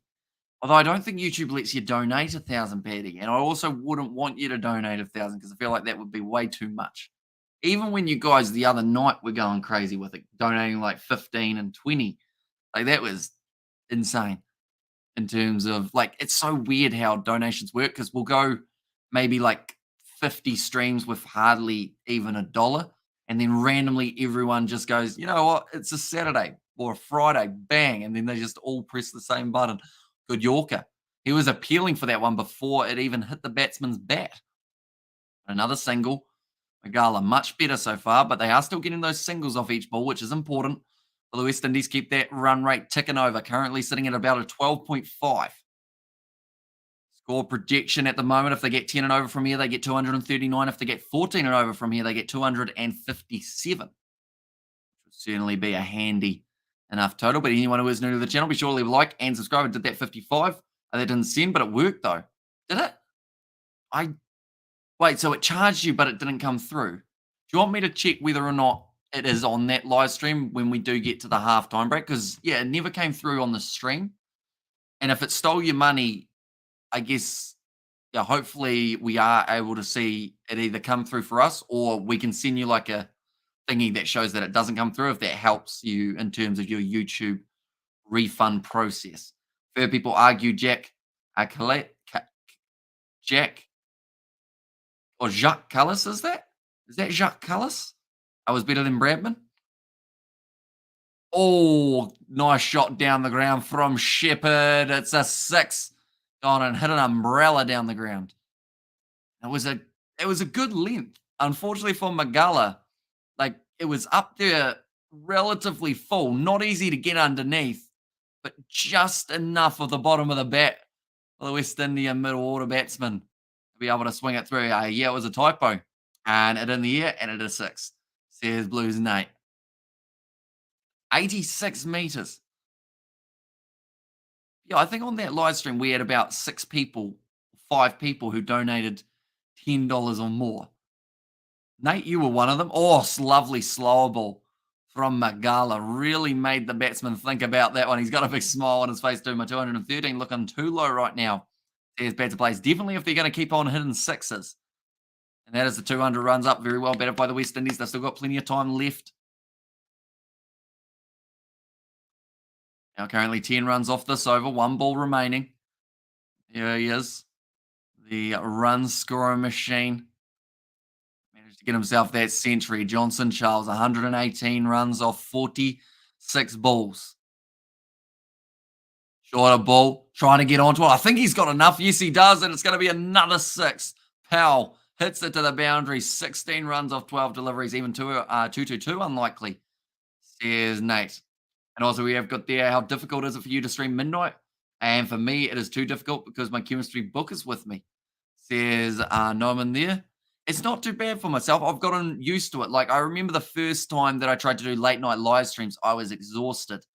But the body, I guess, is slowly adjusted to being up at random hours. Like, there's many times during the weekend, like, where I'll be up for probably about 24 hours straight, get 3 or 4 hours sleep, and then stay up for another 24 hours straight. It's probably really bad for you, to be fair. But, like, we've just managed to find a way of, I guess, keeping awake and keeping, I guess, alert. Because that's the thing. It's not just sitting, being awake. It's watching a game, commentating a game, reading a whole heap of chat as well. Okay, GG to someone who said higher number. Says Pads ablaze.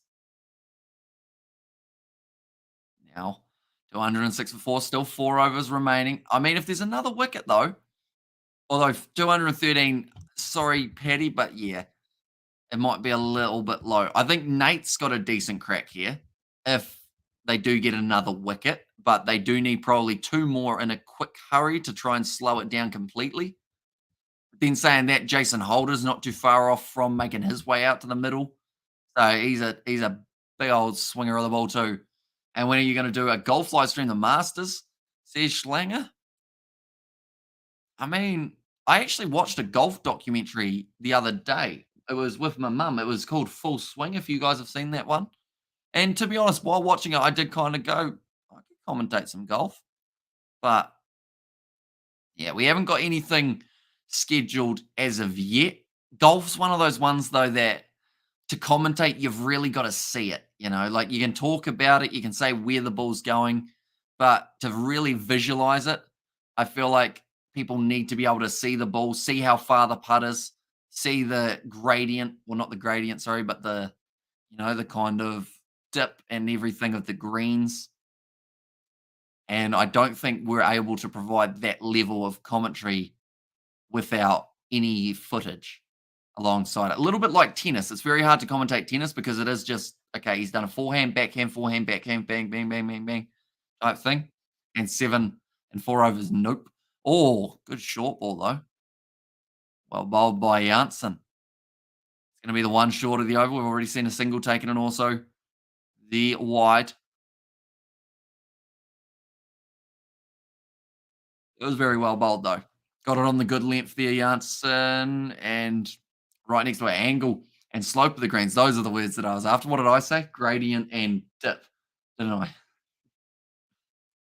But yeah, it's one of those ones that you want to be able to see, like definitely for putting. Like driving, I feel like some people would be like, we just want to know how far it's gone and what direction it's gone.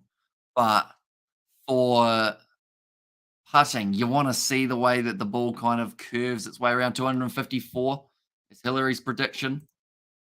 And that is a new prediction. So I guess we will allow it, even though it's a little bit late. We will still allow it. Now, apparently Charles, he was able to get himself 118. These two have been ticking over quite nicely. Definitely Shepherd going at quite a speedy rate. Pitched up, big swing, massive ding, and Powell must have heard me because he's just hit that one for 6, and that is massive down the ground. Yep, says Blues Nate.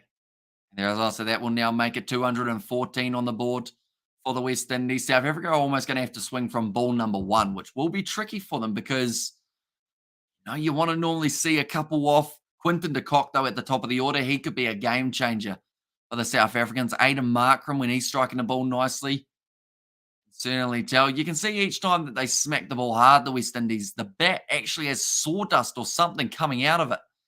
It's just how much force past me now. Says Badster. You know what, Badster? Because Hillary got one last guess just then, I'm willing to do this for everyone as well. It will be only a half as long thingy-mabob if they do end up getting it correct if you guess now, but have a new guess. We're feeling generous. It's Christmas after all. Not, but 2 days away from George's birthday. It can be George's birthday present to you. Is the another guess. I'm willing to stick with my 236. Even though it's a bit risky. Another wicket here, and I think we're on for somewhere around there. Oh, good Yorker. Down the ground, that's going to be 1. Janssen finishes off his spell going for 51. Oh, they take on the 2. Cheeky running from the Windies, and that will close it out. 52 runs off Janssen. Got the 3 wickets off his 4 overs. 239 is Pads of Blazers' new prediction. This chair has not got any comfort.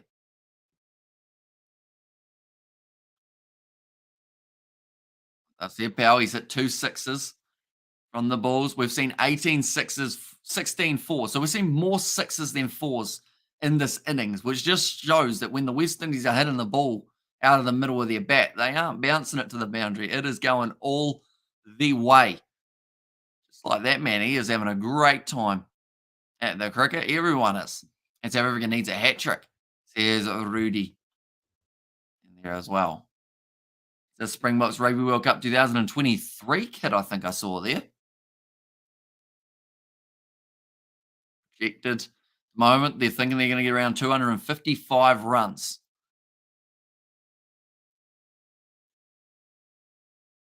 Could be a bit of a chance. That man is absolutely loving it as well. Goes for Arsenal. He's got the cap. He's got the shirt to go with it, and now he's sitting back down at 250. Still going to get. There's Yarloot, nicely whipped off the pads, straight through the gap in the field. That was almost like a windmill whip off the stumps. Gets it for 4. Powell gets it 27 off 17. Now, he's got a chance of getting his half century just around the corner. Yeah, I think 236 now looks like it's going to be too low. I thought when the wicket of Charles fell, it was going to slow down. But if anything, they just decided, no, we'll just keep on going. They had a couple overs where they were getting those singles, and that was actually pretty big for them because they probably got an extra 8 or so runs from singles rather than dot balls. Just finding the gap perfectly. Big full toss from Rabada. Hit down the ground. Well cut off, though, by Miller. Good arm keeps it to one. Great work in the deep. South Africa needs tricks out of the hat, as well, says Dorian there. And they're going to need some massive batting from Quinton de Kock, Markram, looking through at their order. They will be coming through in a very short moment as Sheldon Cottrell, last West Indian bowler. Here we go. This is a South African side. Oh, here we go. Highest total at the park here was in 2009, 2010, and that was 204. Oh, wow, that's big. That is massive. 246, I believe that said. That is a huge six, and it's a good catch in the crowd as well. We're up to 228 runs now, and that is Shepherd. He's sitting on 23 off 9. Everyone's just doing well. Like they mentioned, South Africa won the toss, and they said, you know what, you guys can have a bit of a bat. We want to see what you're going to do on this pitch. And West Indies went, yeah, all right. Just smack it all around. The fact that they have almost got 26s, that is working on the theory of if they were getting fours for those instead, they've got an extra 40 runs. Bang! Another big one. He got it again. It's going to be 6 more. This is embarrassing from the Proteas, although we haven't seen them bat yet. Who knows? Maybe they could be in the whack and form as well, but it's 234 runs now on the board. I don't think 250 is going to be high enough. I think they're still going. Definitely if there's another one. My new guess is gone too. Yeah, mine is almost gone at the moment from that last shot. If there's another 6 here, I'm out of the running with 236. I thought 236 was a good guess, but nope, they're still going.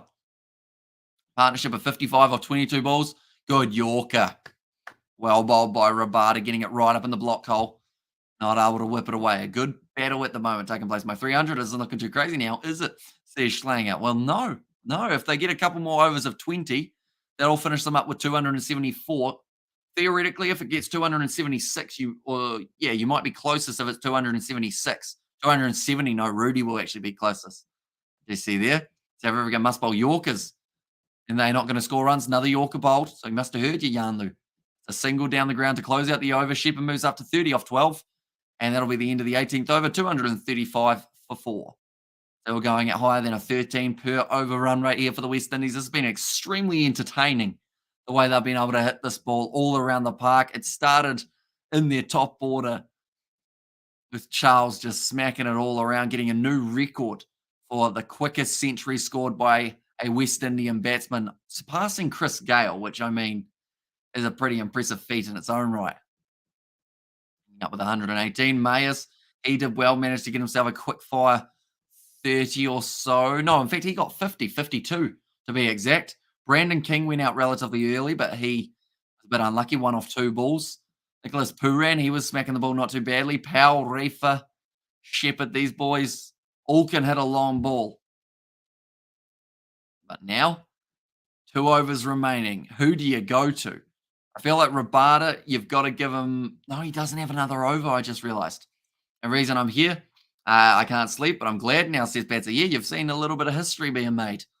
Right, it's Parnell bowling outside of off stump, slapped away towards the boundary. Perfect field placement. Because if there was no man there, that was definitely racing to the boundary. That would have raced to 2 boundaries worth. How strong he struck it. And if you're not streaming, what is your usual bedtime, says Schlanger? Probably 3 or 4 a.m. Sometimes somewhere between 2 and 4 a.m. Because if I'm not streaming, I'm editing and scheduling and thumbnailing and all the other stuff that we do. Oh, that's the edge. And that's going to be the wicket of power. 28 off 18. Going to be dismissed, or 28 off 19, I should say.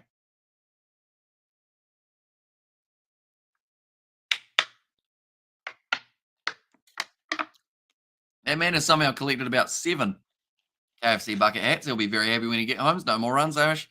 Says Pazza Blaze. I like Test cricket, but T20 can do things like this. Yeah, it's just unpredictable, isn't it? T20 game, and you do get to see some big shots. They're showing the ultra edge. That is a solid outside edge. That'll slow them down a little bit. Good start to this over. We've seen 1 single and also that wicket for Parnell. Last over, I'll just have a quick look who hasn't bowled there for. I believe, if I'm not wrong, it's probably going to be the new man, isn't it? like that. Go like that. Scorecard. Why don't we have a scorecard? Oh, because I'm looking at the third T20. That'll be why. There we go. South Africa, Shamsi's still got another one. Magala's got another one. Markram's got another. So they might go to Markram maybe, or he might not want to bowl himself for the final over. Drank like 750 mils, 18 seconds. That's impressive. Surely that didn't feel nice afterwards, though, did it? Parnell, trying to smack that one hard. Just gets the single. Yep, just kept to one right. Shepherd's back on strike. He's the big hitter at the moment at the crease for the West Indies, sitting on 31 off 13 deliveries. I should mention anyone who is newbie, sure leave a like and subscribe. We are covering the third T20 matchup taking place between the West Indies and South Africa. That will be taking place Wednesday morning, New Zealand time, 5 a.m. South African time, I believe that is 6 p.m. on Tuesday evening for the next game. So not a big break between these matches. Oh, that's wide. He had to dive for that one, but it is going to be an extra run on the board for the West Indies, now moving up to 238. I regret doing it, says Beds of Blaze. That's probably, you don't want to scull water. Like, it seems like a good idea. And sometimes you feel like sculling water. You guys ever wake up in the middle of the night and you just feel like you're a fish out of water and you just need to drink like a liter or two? But then after you do it, you're like, shouldn't have done that. Oh, he thought he was hitting that one, Big Shepherd, but the bat kind of twisted in his hands. Gets it down to long on, just the single. Again, this is a very good over so far, yeah. What we do is go like this and go like that as well. I just want to quickly give you guys a Curry Cup update for anyone who is wondering about that. Anyone who doesn't want to hear the Curry Cup update, be sure to block your ears now, but it's currently 13 points to the Natal Sharks and 7 to the Western Province. So a relatively close game between those two sides. Like that. And once again, you can hear the frustration, not getting that one away to the boundary like he would have liked to there. That is now going to lower the run rate just a little bit. Okay, no runs, I swear. Says Bedza Blaze, and I was like, yep, says Bedza. And also, thoughts on Fuff de Klerk news? I haven't heard the Fuff de Klerk news. Stage, what's happening with Fuff? 7 balls remaining, or maybe 1 or 2 extra, depending on the wide scenario for the South Africans. Getting himself set. That's going to be... It's the end of the over. Just a little edge went down before it got to the keeper. And that ends up as a dot ball to close out the over. Impressive over. 5 runs from Parnell there. He's gone for 43 runs, got 2 wickets off his 4 overs. And the thing is, on a pitch like this, and the way that the West Indies were hitting that ball, that's a pretty good day at the office, to be honest. To get those 2 wickets, to only go for just over 10 and over when they are smacking them all around the park. At the moment, it is the second best economy for the South Africans.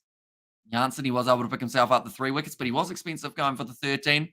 Rabada actually has the best economy of 9.75. Markram still got 1 over up his sleeve. Same with Magala and same with Shamsi. So I wonder who he will go to. And Maya missed it. I was AFK. What runs did they get a wicket, boss? They did. They managed to get one in the last over. So they still got 1 more over remaining. Highest total at this ground ever was 241 for 6. And that was South Africa taking on England. So a little while since that one happened, 2009, almost 14 years. Here we go. It's going to be Magala. Bowls the full toss. That is tied now with the most runs. Oh, it's going to be well cut off by Rabada, or is it? Yes, just manages to keep it in the field of play. And I believe they'll manage to get themselves to 2 runs for it. Smith will be on strike and wicket after 222 runs. There's Blues Nate there. Great work from Rabada. So that is now a new high score scored at this ground. Rabada, he slapped it with the left hand, and then the ball just continued to roll towards the boundary and just kept it in. Brilliant work from Kagiso Rabada there. Yeah, brilliantly done. Kept 2 runs from being scored, which I know sounds small when you're on 242, but those runs could be absolutely crucial depending on how South Africa do end up going in their batting department. But currently now, 5 balls remaining. Smith's trying to absolutely hoik this one any way that he can. Gets a full toss. It's actually not a bad tactic at the moment. Another single taken. And that is now, like they've said, the highest total we have seen at this ground. And okay, I'm done 239. Isn't gonna work. GG. Says Pads Ablaze. Yeah, 250 for Yarn, who's looking pretty good at the moment. Now we had a couple other people relatively close to that 250 mark. So we'll see who does end up getting closer. Then they will get their name up on the screen for a little bit of time during the halftime innings break. Gala now. It's gone for 3 runs. That's not terrible off the first 2 balls of his over. Oh, that's gone though. That is high. Or is it? Yep, it is 6. Every time I think about it when that ball gets struck, I think, oh, is there a chance on the boundary? And no. No, there's not. It just never is, unfortunately. When the West Indies are smacking the ball as hard as they do, Shepherd moves up to 38 off 16. If he gets 2 6s or 3 4s, he will bring up his half century, but that is now 249 runs on the board. That's off the toe of the bat. That should not go that far. But somehow, it just manages to do it. It was a full toss, though. You can't bowl a full toss to this man. Full toss to Smith at the other end, outside off stump, absolutely. But not to a man who's already smacked a few big 6s. Magala again, short ball, slower, great delivery. They'll run hard here, they'll want to, and they should be able to get it. Go into the keeper's end, and they do get through for a good running. Shepherd moves up to 40 runs now. I feel like a record-breaking day, or it feels like a record-breaking day. I have 438 vibes. South Africa to win, says Matthew Dixon there. And yep, and there is 260. There's Pads Ablaze. So yeah, 260 might not be a mile off. Menace has got the waving there as well. Welcome in once again, mate. Hope you are doing very well. Do you think South Africa can chase this down, Jimenez? Or do you think the West Indies have put too much of a total on the board today? Now Shepherd on strike. 40 off 17 deliveries. Needs 2 boundaries to be able to bring up his half century, one of which needs to be a 6. He has not got it, but that was a big, loud shout. I thought he said no there for a second for the runs, but it's going to be 41 that he will finish with, unless, of course, there's a wide that they run on or a no ball. But a good delivery. He's worked out here, Magala, you've got to take pace off the ball. As soon as you bowl quickly, the West Indies are just eating it up and smacking it for 6 any chance that they get. But it was a massive, massive shout from Shepherd after not connecting with that one. Last ball for Smith of this record-making innings for the West Indies. Can they get another 6 to top it? Big full toss. That one's out of the ground, and that is the way to finish it. That's not out of the ground. It's just massive. 100-meter 6, I think that was, to finish off the innings. 258 for 5 off their 20 overs. What a brilliant bit of work from the West Indies there. That's going to be very hard to chase down for South Africa, but if they can get it right, who knows how it goes. That wasn't even English, and what a brutal hitting by Johnston Charles in the Windies. Exactly right, Charles. I think 118 off his 46 deliveries. Great hitting here at the end of the innings as well. Yep, records are going to break today, and well done the West Indies, says Blues Nate. So the person who was closest was Cornelius. 260 for the West Indies. A good match to win for the Proteas. And there is also, well done, Cornelius. Almost nailed it. 258, the total score for this one. And Cornelius, 260. Good match to win for the Proteas, says Pads there as well. And like they're saying, the rain will not affect this contest. Unlike the first match, which was rain affected, they only got 11 overs each. They're going to get the full 20 here. And speaking of the full 20, that is a way to finish the full 20. That one went absolute miles. I want to know how far that 6 was, but I don't know if they're going to tell us. It's going to be 95, if not 100, down the ground. You can see the face of the kids. They were impressed deep down, though, the South African supporters, with how far that one went. Man, says Matthew Dixon. Yeah, brilliant work from the West Indies. This is the highest score in international T20 cricket. It is not. The highest in T20 international cricket is 172. Oh, sorry, that was actually Aaron Finch's. And international cricket, though, for the highest, one moment, highest T20 score. The highest was 278, followed by 278, followed by 263. It might be about the West Indies. Actually, this game's been updated on there already. So they are now one, two, three, four, five, six. This is the seventh highest score ever in international T20 cricket, the highest that the West Indies have ever got by an extra 13 runs. And they have got a higher score than New Zealand have for T20s. They've got a higher score than England have in T20s. In fact, when you look down the list, England are actually 241 as their highest. And they've also got a higher total than South Africa have ever got in a T20. Now, the reason that that is so interesting is because South Africa now have to try and chase this one down. For them to be able to do that, they'd have to break the record and find themselves sitting possibly as the sixth highest international cricket score ever. Yet somehow, the thing is, they're not out. As you can see, 18% chance that South Africa go on to win this match according to the live win probability. So it's a good pitch to bet on, but I don't know whether or not there are enough sixes in the South African camp to be able to get the job done. We actually saw a total of 22 sixes from the West Indies. That is 22 times 6. My maths isn't great, but I'd assume that that's about 132. No, it's not. My maths has gone blank. One moment, we have to get the calculator. What did I say? Did I say 21 or 22? That might help. 21, I believe it was, times 6 equals 126 runs. What did I say? 122. I was a little bit off. And then alongside that, we also saw 17 fours. So you go plus 17 times 4. They got 194 runs and boundaries, ladies and gentlemen.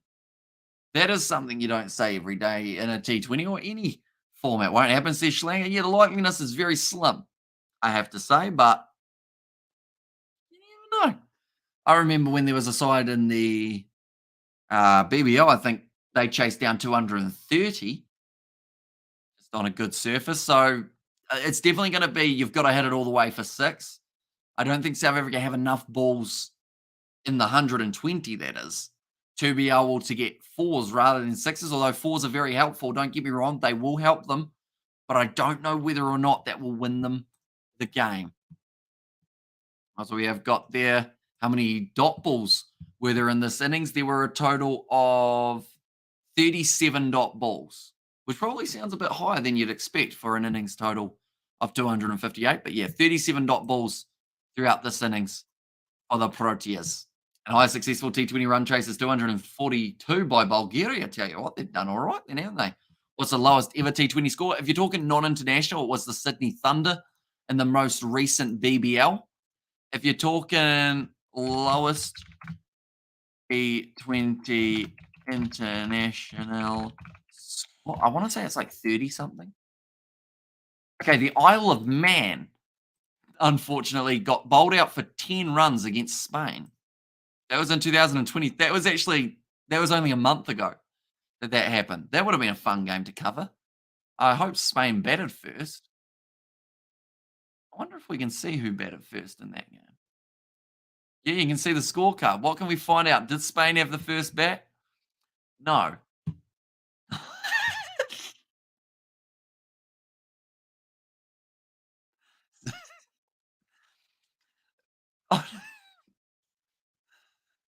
Isle of Man got bowled out for 10. Spain got 13 runs off 2 balls and called it a day. Yes, Spain won in 2 balls from Matthew. So they were just like, no, we're not messing around here. We know what we've got to do.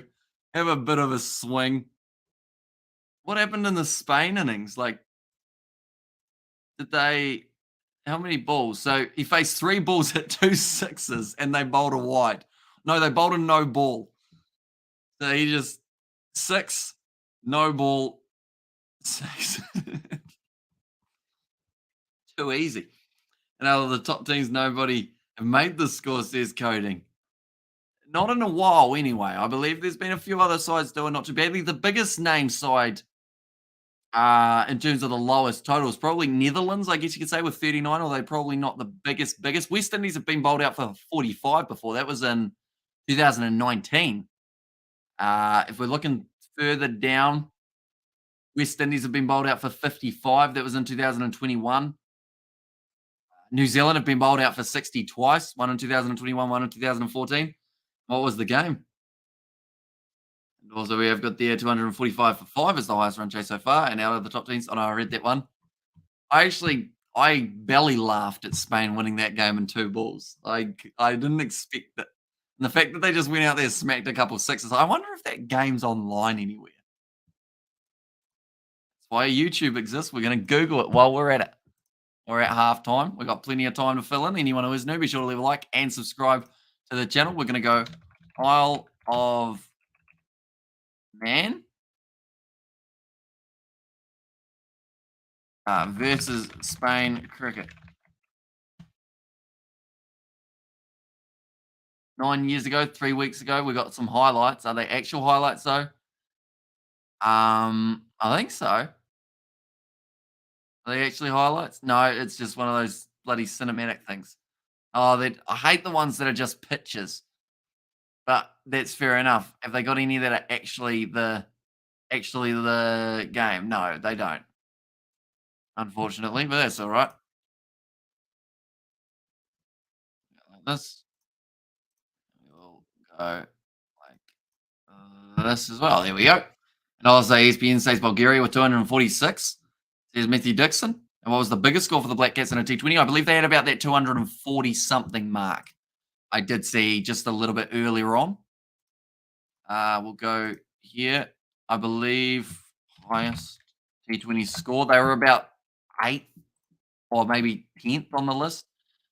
Yeah, New Zealand sitting 254 is their highest, followed by 243 twice. And 246, okay, that's highest. ESPN's actually quite helpful. You wouldn't think of ESPN as the cricketing one where you'd find all the information, but it actually is. They've got a lot of info about the live scores, about all the other sides. Sounds like a sponsor, doesn't it? But it's not. Anyone wondering about the Curry Cup game? Block your ears if you don't want to hear it.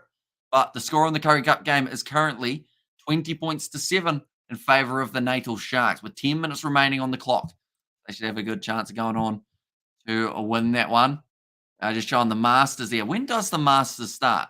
7th of April. It answered my own question. Who knows? Maybe we'll do a little bit of golf. Maybe. We'll see how we're going. Oh, I have something I could show you guys while we're at the halftime break. I'm going to be disappearing for about maybe 20 seconds, no longer. I'll be back in a very short moment because I have something that is very relevant to this match. I'll be back. I have to crawl under the table.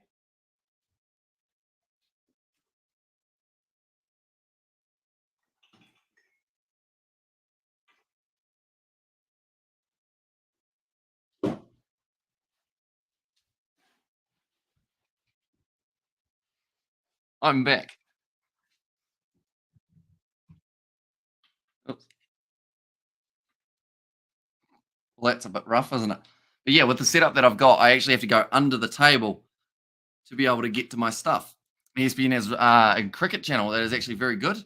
Says Rudy, is it over for the Proteas? Has it still got a chance? I can see them getting 200. I just don't see them getting 258. It just seems a bit too high. But yeah, something that I did get, the good news about World Cups, ladies and gentlemen, is when the World Cup ends, they sell a whole heap of the World Cup stuff for cheap. So here in my hand, I actually have a West Indies cricket mug, which I think is quite cool. It's got the ICC Men's T20 World Cup on it. They're quite nice. Cost me $3 New Zealand dollars. Tell us some jokes. My life, Patty.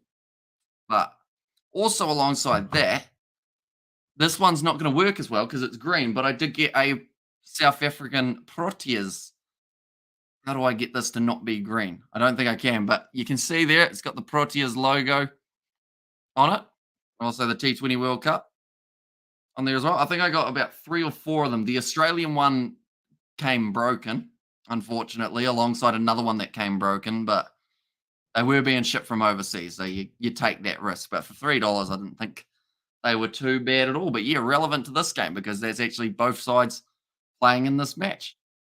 And also, well, if the Proteas can chase down 435 and 50, they can win this one, says Matthew. They just need a good start, I think, is the main thing. Just go out there, play their natural shots, and just hope for the best. Hit some big shots.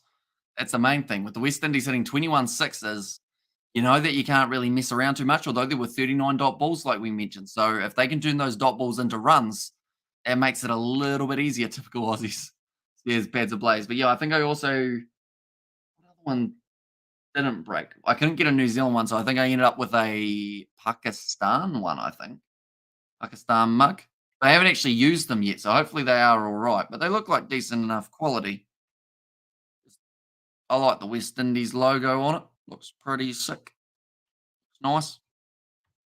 And if South Africa wins, will you send me the South Africa Cup? It will probably come broken though, unfortunately. And which are the big hitters South Africa have? So from their lineup, we'll go through them as they are flying across. What's slowly drifting across. Quinton de Kock, he can hit a long ball, as we know from his career. Reza Hendricks and Riley Rizzo, I believe he is the bigger hitter out of those two. Markram can hit a long ball. Miller's fantastic with smacking a ball around. Klaassen can hit. Janssen's got some big shots in him. And then from there, it's probably a little bit of a 50-50. David Miller needs to come out sooner rather than later. Yeah, he's certainly got the potential of getting that 100 off only about 40 balls or somewhere around there if he really finds the middle of the bat quickly. And then the other side of things is this kind of scenario may not benefit him. He might feel that pressure a bit more because it is so important that he does get those shots away early. They are just showing the wickets that did fall. The majority of the wickets came because they bowled at the batsman.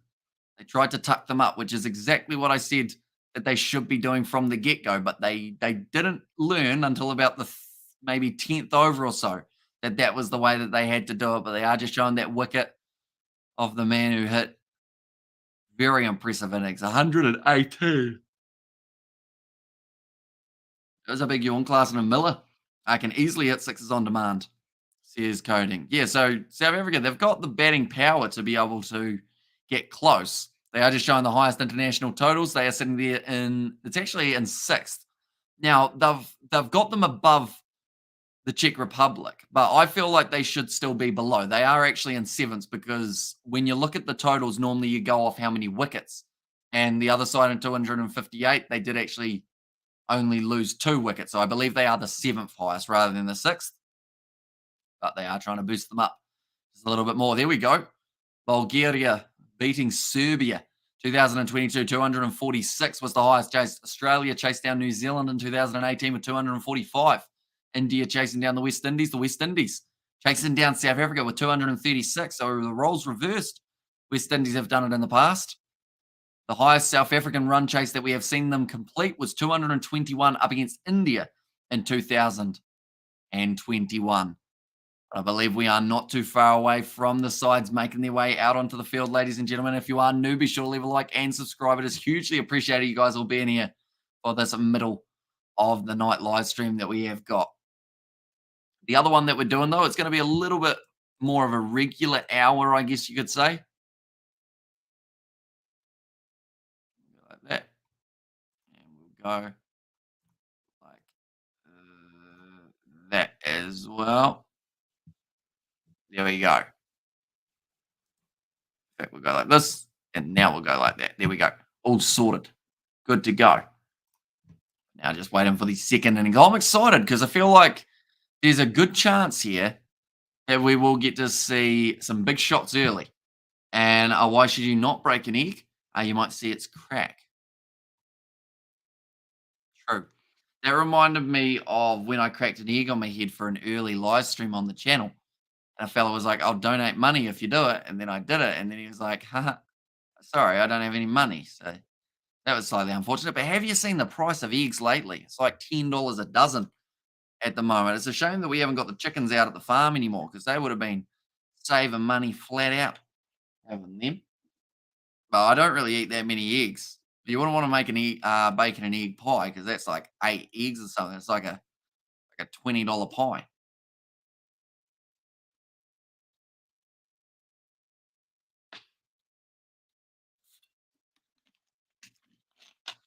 Right, second innings close. Feel it about 2 or 3 minutes away, I would say, and then we are straight back into the action.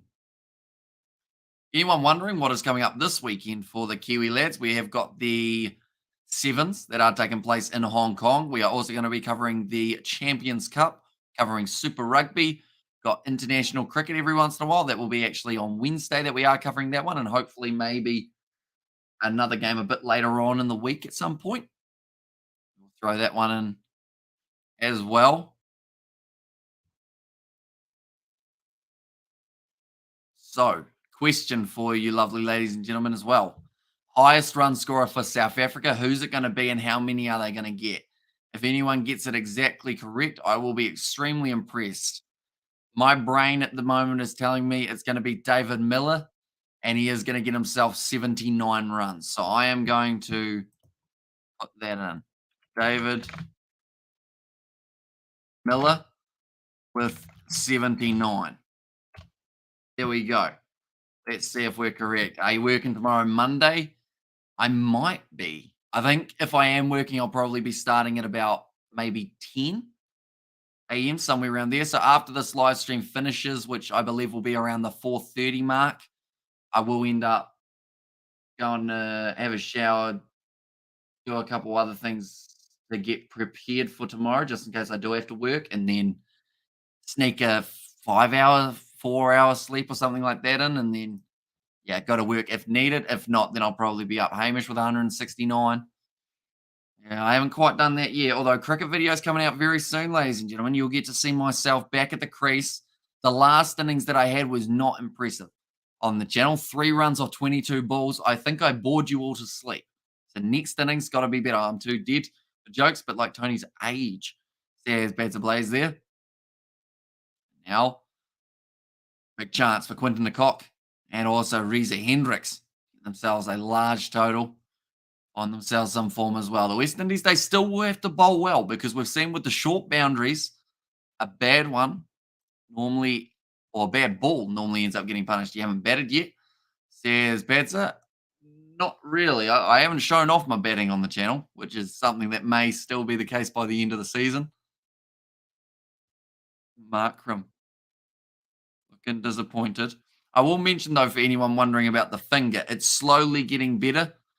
I've now got a little bit more feeling in it. And it's still very weak, as you can see when I go down there. That's not me doing that on purpose. That's just from it struggling. But it's slightly getting better. It's just at the top now. When you pull on it, it's still a little bit rough. That was from the last week's Saturday game. I didn't go to the doctor, though, which I probably should have, just in case there was anything more seriously damaged with it. But there just wasn't time. We had live streams all weekend and then straight into work on Monday and Tuesday. So she was a busy week. And Howdy says, Xavier, welcome in. It's a bit late. Isn't it? 12:53 for you. An ice bucket the finger. I put on some anti-flam, which is kind of like a cold paste thing. And marking with 132. Says Paddy there, right? We've got a lot of predictions and a lot of people saying that there's going to be 100. I'm the only one who didn't say that a South African will get 100, so I feel bad in a way. It does happen, right? It is going to be Akil Hussein who is starting off the bowling. He is a slow left-arm bowler. Right. Looks very ringy on the offside. They've got a third man, a backward point, and a forward point, I think. The way that was set up. Right, we are ready to go. First ball just around the corner. What can they do? If they can pick up an early wicket here for Hussein, he will be a very happy man. Having so many men outside that off stump makes me think that they're going to go with some wide bowling to start us off. Wow, it's down the leg side. Whacked away. And Quinton de Kock gets his inning off to a flying start. 4 runs. And cheers. I'll check in later. Says Matthew. I'm smart. I feel like it's going to be captain's knock.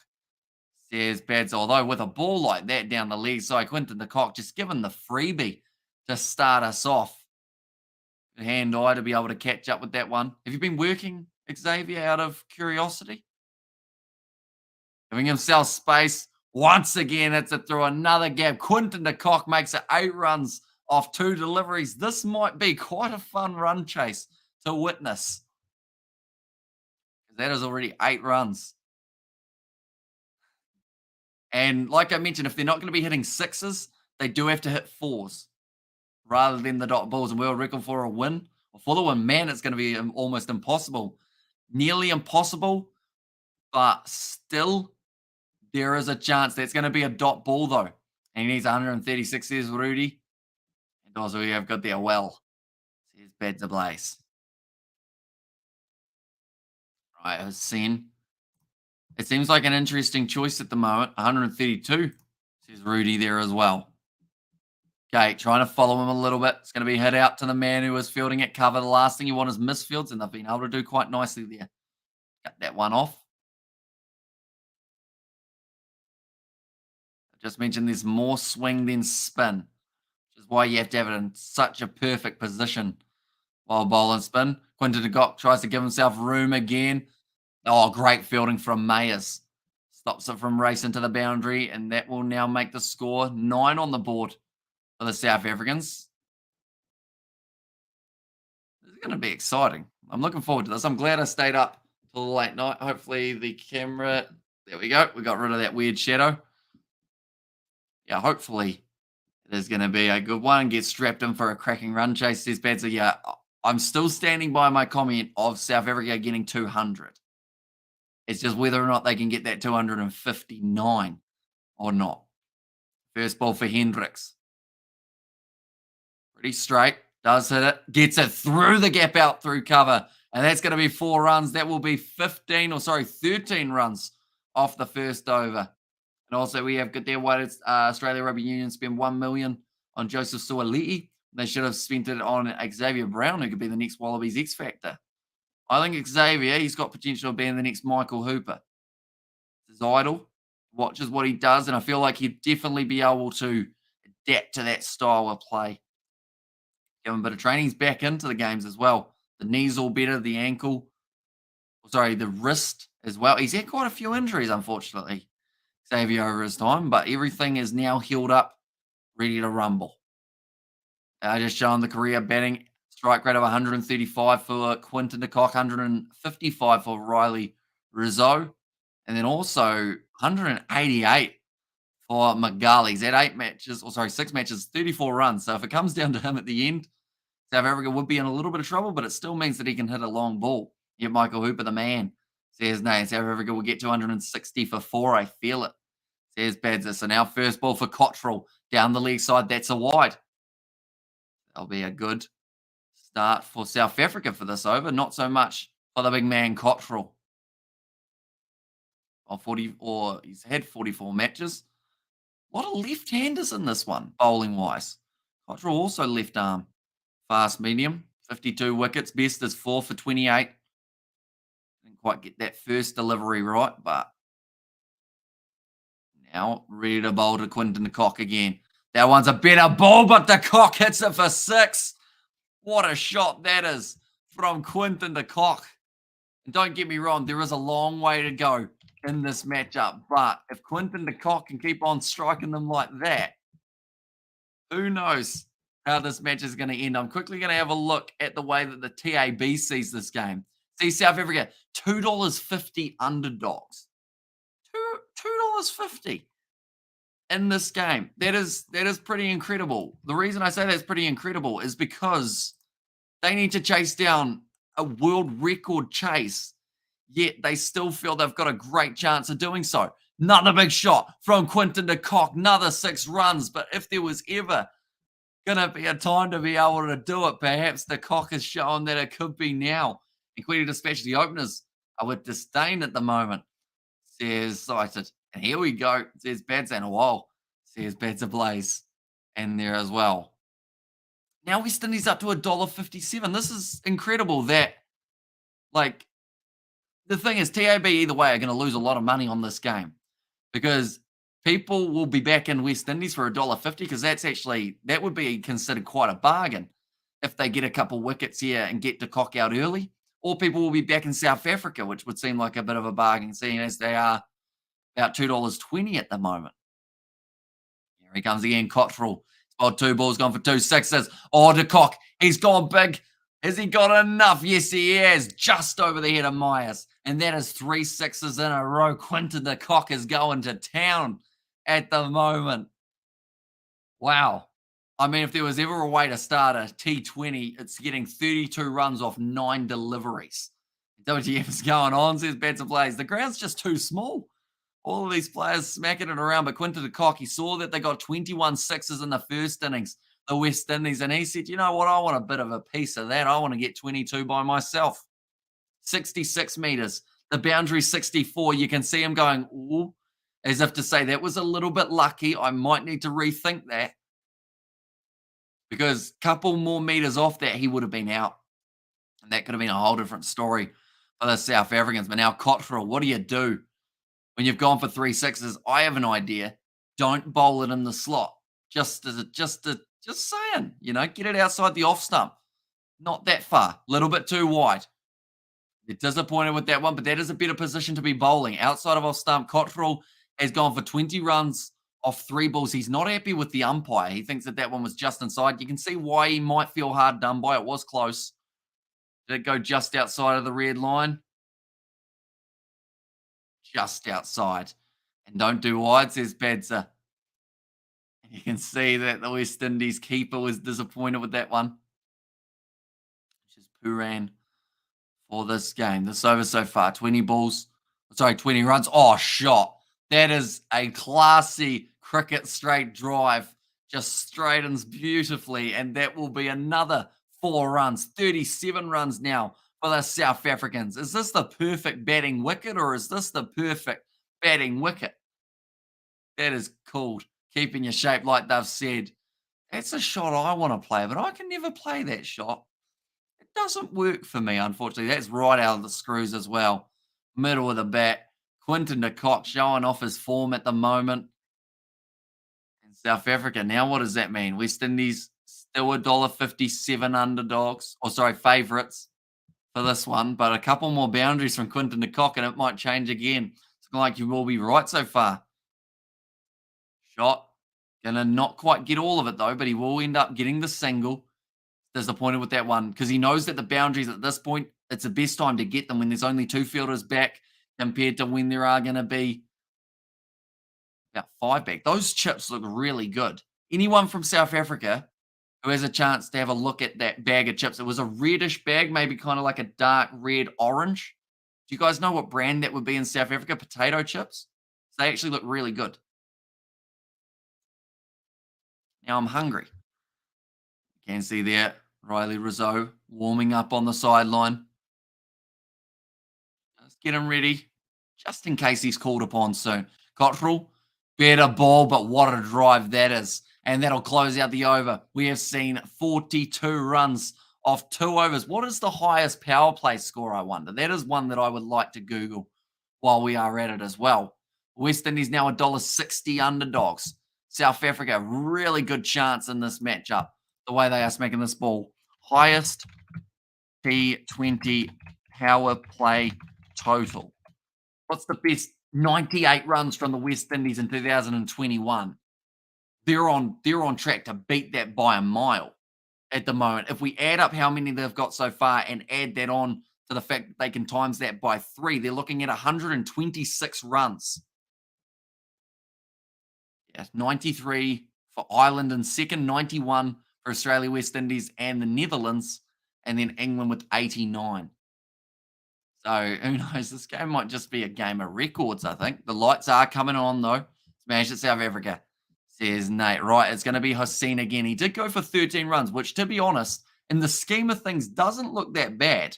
Cottrell, though, I don't see him bowling another one after going for 29 off his first over. Right. Hossein bowling to Quinton de Kock, sitting on 32 off 10. Oh, reverse. That was a dumb shot from Quinton de Kock there. He's disappointed with himself, but just standing there and delivering has worked so well for him. Almost got bowled around his legs, and it would have been such a silly way to go out because he's given up the strike now as well. Look at this. Oh, it's hit something. I think it might have hit his pad, though. No, little edge from Quinton de Kock. So he would have gone out playing the dumbest shot.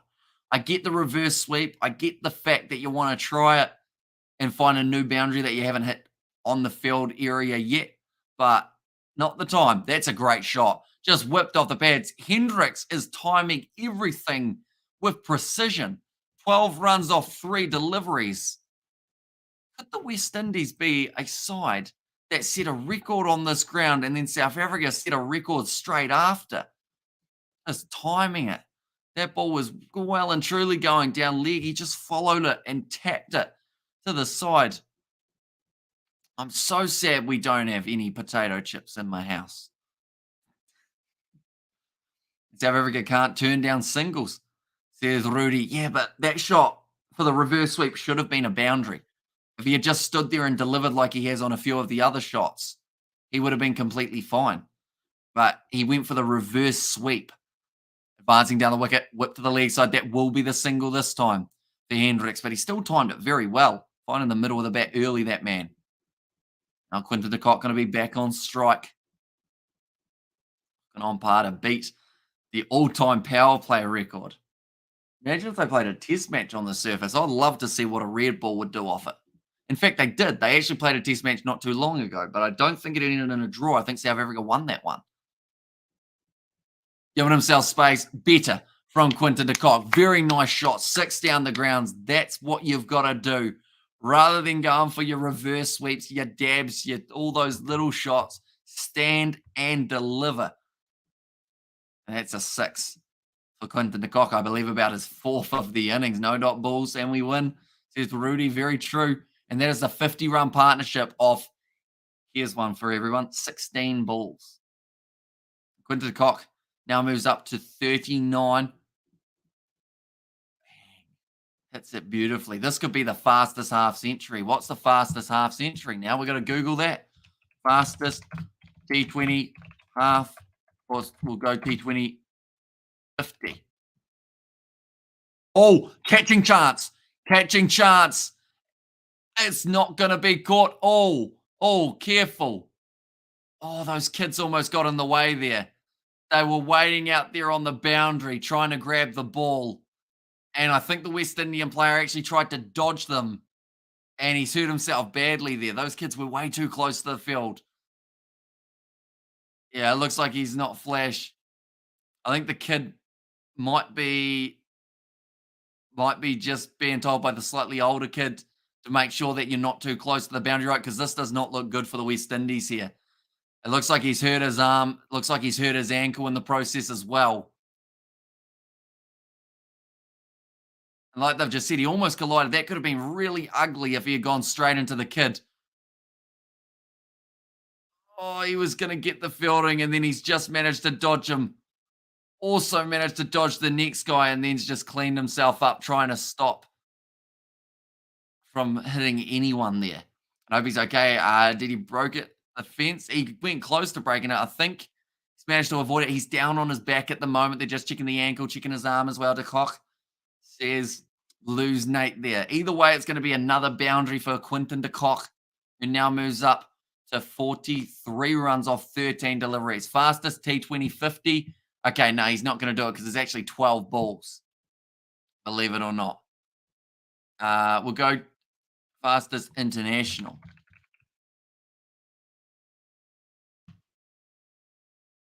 Yeah, it was Yuvraj Singh. Munro got a 14 ball half century, so he's done well there.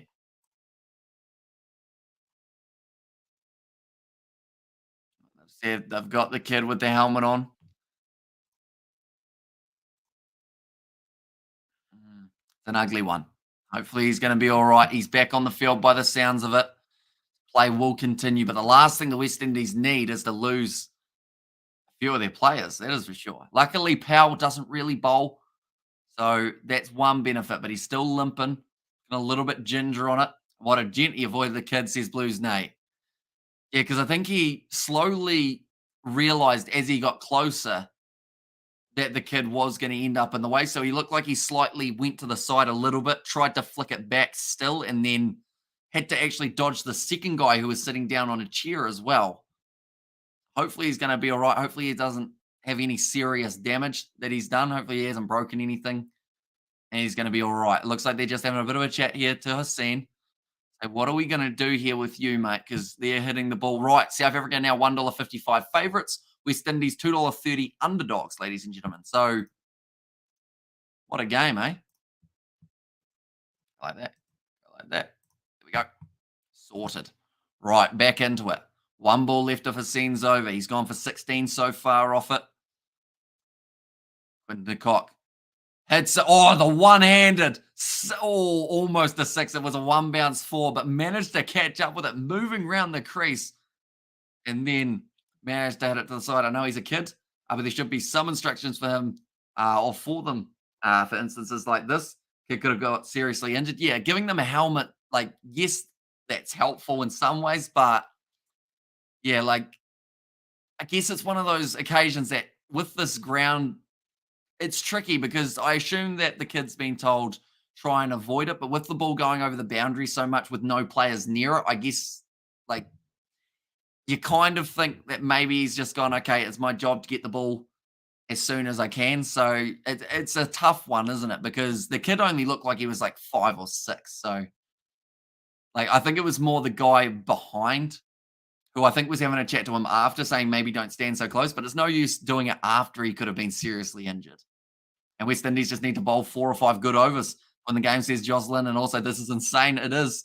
And the kid was more important than the ball, says Nate there. Now, Holder bowls it short. Oh, no run taken. Now, Holder might be a little bit of a dark horse and a little bit of a shining light on this Windies side. And the reason I say that is that extra bit of height. He can bang it in and make it skid on to the batsman, making it a little bit harder to put your arms through it when you're not sure whether or not it is going to go low and skid or whether it's going to bounce up and pop off the seam. So, to be honest, I think he's probably going to have the best bowling figures of any West Indies bowler. Bet you he gets hit for a 6 here next ball. Here we go. Hendricks on strike. Oh, not quite. One bounce four. One bounce four. He almost got it, but that was a nice shot from Hendricks. Just played it through the line. It was a half volley again. A lot of shots being played just with the ball being in the slot at the moment. They need 32 or 37 in 2 overs to get the highest runs in the power play. Well, they've actually got 2.4 overs to be able to chase down that. Yeah, they need 98 for a 5 over of 20, says Rudy there. And it certainly helps you towards the total, doesn't it? Great shot. Just kept his shape, didn't try and overhit the ball, relied on his technique and knew that the bat was going to be doing most of the work. Holder gets it down leg side. It's going to hit the pad and that will race away for 4 leg bice. It's giving me flashbacks of that 438 against this side of canvas. I mean, we're going to see probably 438 plus runs scored in this match between the two sides. That is for sure, because everyone is just absolutely going for it at the moment. The funny thing is, I'm not even tired. It's 3:15 a.m. New Zealand time. I should be very sleepy. I should be sitting here like this, but how can you be sleepy when there's a 258 run total looking like it could be chased down here? Better ball from Holder. It's still going to go for 4, though, through extra cover. And Hendricks moves to 25 off 8. 74 runs off 20 balls, or 22 balls, sorry. 22 balls, 74 runs. What are we watching? This just doesn't feel real. This feels like when you're on Cricket 22 and you go, oh, I want to try and set like 500 runs in a T20, so I'll just turn the difficulty right down so that I can smack the ball out of the middle of the bat every single time. Both sides have had that, though. Just both been playing on a different level. I should be asleep right now, but this game is keeping me right awake, says Pads Ablaze. Right, round the wicket now for Jason Holder. He's gone for 3 4s, not for a 6 yet. That would be unlucky to be a wide. It's going to be a dot ball. Jason Holder, well bowled. Did they put the game on easy mode? It seems like they did. Oh, we are dreaming, I think, says Pads Ablaze. West Indies after 3.5 overs, we're sitting 33 for 1, compared to 74 for none. Don Bradman cricket, yeah. Any cricket game where the difficulty could be adjusted, just absolutely smashing it around the park. At the moment, the target is 259 for anyone who is just tuning in, and they have made it that they only require 11.4 per over to be able to chase this down. 185 runs still needed. A lot can happen in that time, though. Oh, slower ball. Beautifully played by Hendricks. Again, anytime they get bat on it, the boundaries are just too short. They need, to be fair, 80-metre boundaries. They'd still have the same result a majority of the time for most of the shots we've seen. South Africa on fire, says Jan Lu. They certainly are. That is 4 overs down.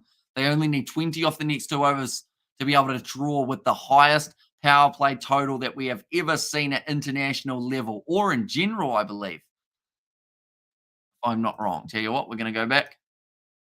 Fastest T20 50 we looked at. We looked at highest power play. So in internationals, yeah, it's 98. This is quite incredible, this match. I can't quite believe what I'm viewing. And love from India says, Siobhan, welcome in, mate. Hope you are doing well. I was talking about the mugs that I got earlier on. How I got one with the West Indies logo on it, got one with the South African logo on it. I got one with Pakistan, and I think I also have got an Indian one. I reckon 3 digits. Hendricks and de Kock says a Blues Nate. Yeah, de Kock's already almost at what I thought was going to be the highest score for the South Africans, which was 79. And bloody hell, what is going on? I feel like this is a dream. Worst bowling I've seen from both sides, says Schlanger. Yeah, to be honest, tactically, they've been struggling, both sides, but I think it's also just length. You can't afford to just keep on going that same length of in the slot. Like, I get going for the stumps. Like, don't get me wrong, you got to try and aim for the stumps every once in a while, but get it outside the off stump. We hardly saw anyone bowling outside the off stump and IPL mode activated. Yeah, I wonder how many of these guys have got the IPL looking at them. Oh, it's a shot from Quinton de Kock again. Hits it for 6. Moving up to 84. And that is the half century. 53 off 15 balls. I believe that is about the 5th highest or the 5th fastest international half century and the fastest ever for the South Africans. He fully sent it. Looks beautiful. Says Blues Nate. And it just continues. It does. It doesn't look like it's slowing down at the moment. The run rate's only 11.1. Like, that's incredible. 5 sixes from Quinton de Kock. But the thing that's helped him is those 4s. He's scoring them alongside those big hits. But here's a stat for you. Quinton de Kock, he's hit 5 sixes. That's 30 runs. He's hit 5 4s. That's 20 runs. He's had 50 runs of his 53 off boundaries. Big swing, no ding. Outside off stump, that's where you've got to keep it. He hasn't done a massive shot there as of yet. Oh, that's a bit trippy. They had the wrong camera and it was just kind of bouncing back and forth there. I felt like I was in some sort of weird maze. I like that shot. Showing the angle of the seam just rolling beautifully. But the round arm action didn't quite work out there for Shepherd. Got 2 deliveries, gone for 6 runs. He needs to keep it outside off, like I mentioned, though. Make Quinton de Kock go fishing for it. Good one. Yep, perfect. Dot ball. Great bowling from Shepherd. I'm surprised it's taken 84 runs for them to realise that outside off stump may be the better option. I want to see Isle of Man batting this game, only 10 runs, says Schlanger. Yeah, I cracked up when I saw that Spain chased it down in 2 balls. Like, they just went 6-6 and there was a no ball in there as well, so it just made it worse. It was probably a big full toss, to be fair. Now, 2 dots, outside off stump. He chased it.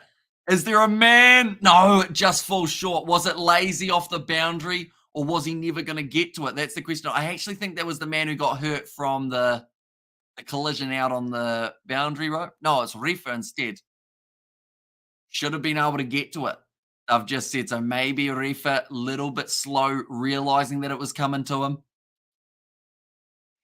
Yeah, he was a little bit off. I want to see the full picture though. See whether or not he left early enough. And lucky boy, Kock almost out. But yeah, 3 balls outside of off stump, 2 good opportunities to almost get de Kock out. One there, probably the best opportunity that they've had so far throughout this match. So if that doesn't tell you bowl outside off, I really don't know what does.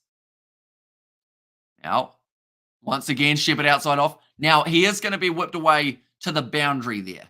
But it's only 4 runs. And I feel like at this stage of the match, you would actually take that.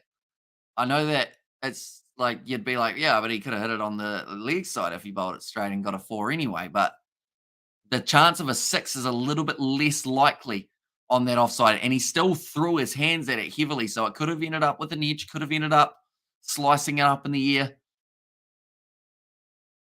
Yeah, that one wasn't quite middled. The bat, Hendricks, but he moves up to 33 off 11 now. That kid's got his popsicle and he is absolutely loving it. Surprised no short stuff yet. I think they'll wait till after the power play. Oh, that's a wide. It's a little bit round arm. from Shepherd. Puran, you're too close, I just heard. So that is the keeper for the West Indies. He was shouting it as well. I don't know who shouted it. I don't know if it was the bowler.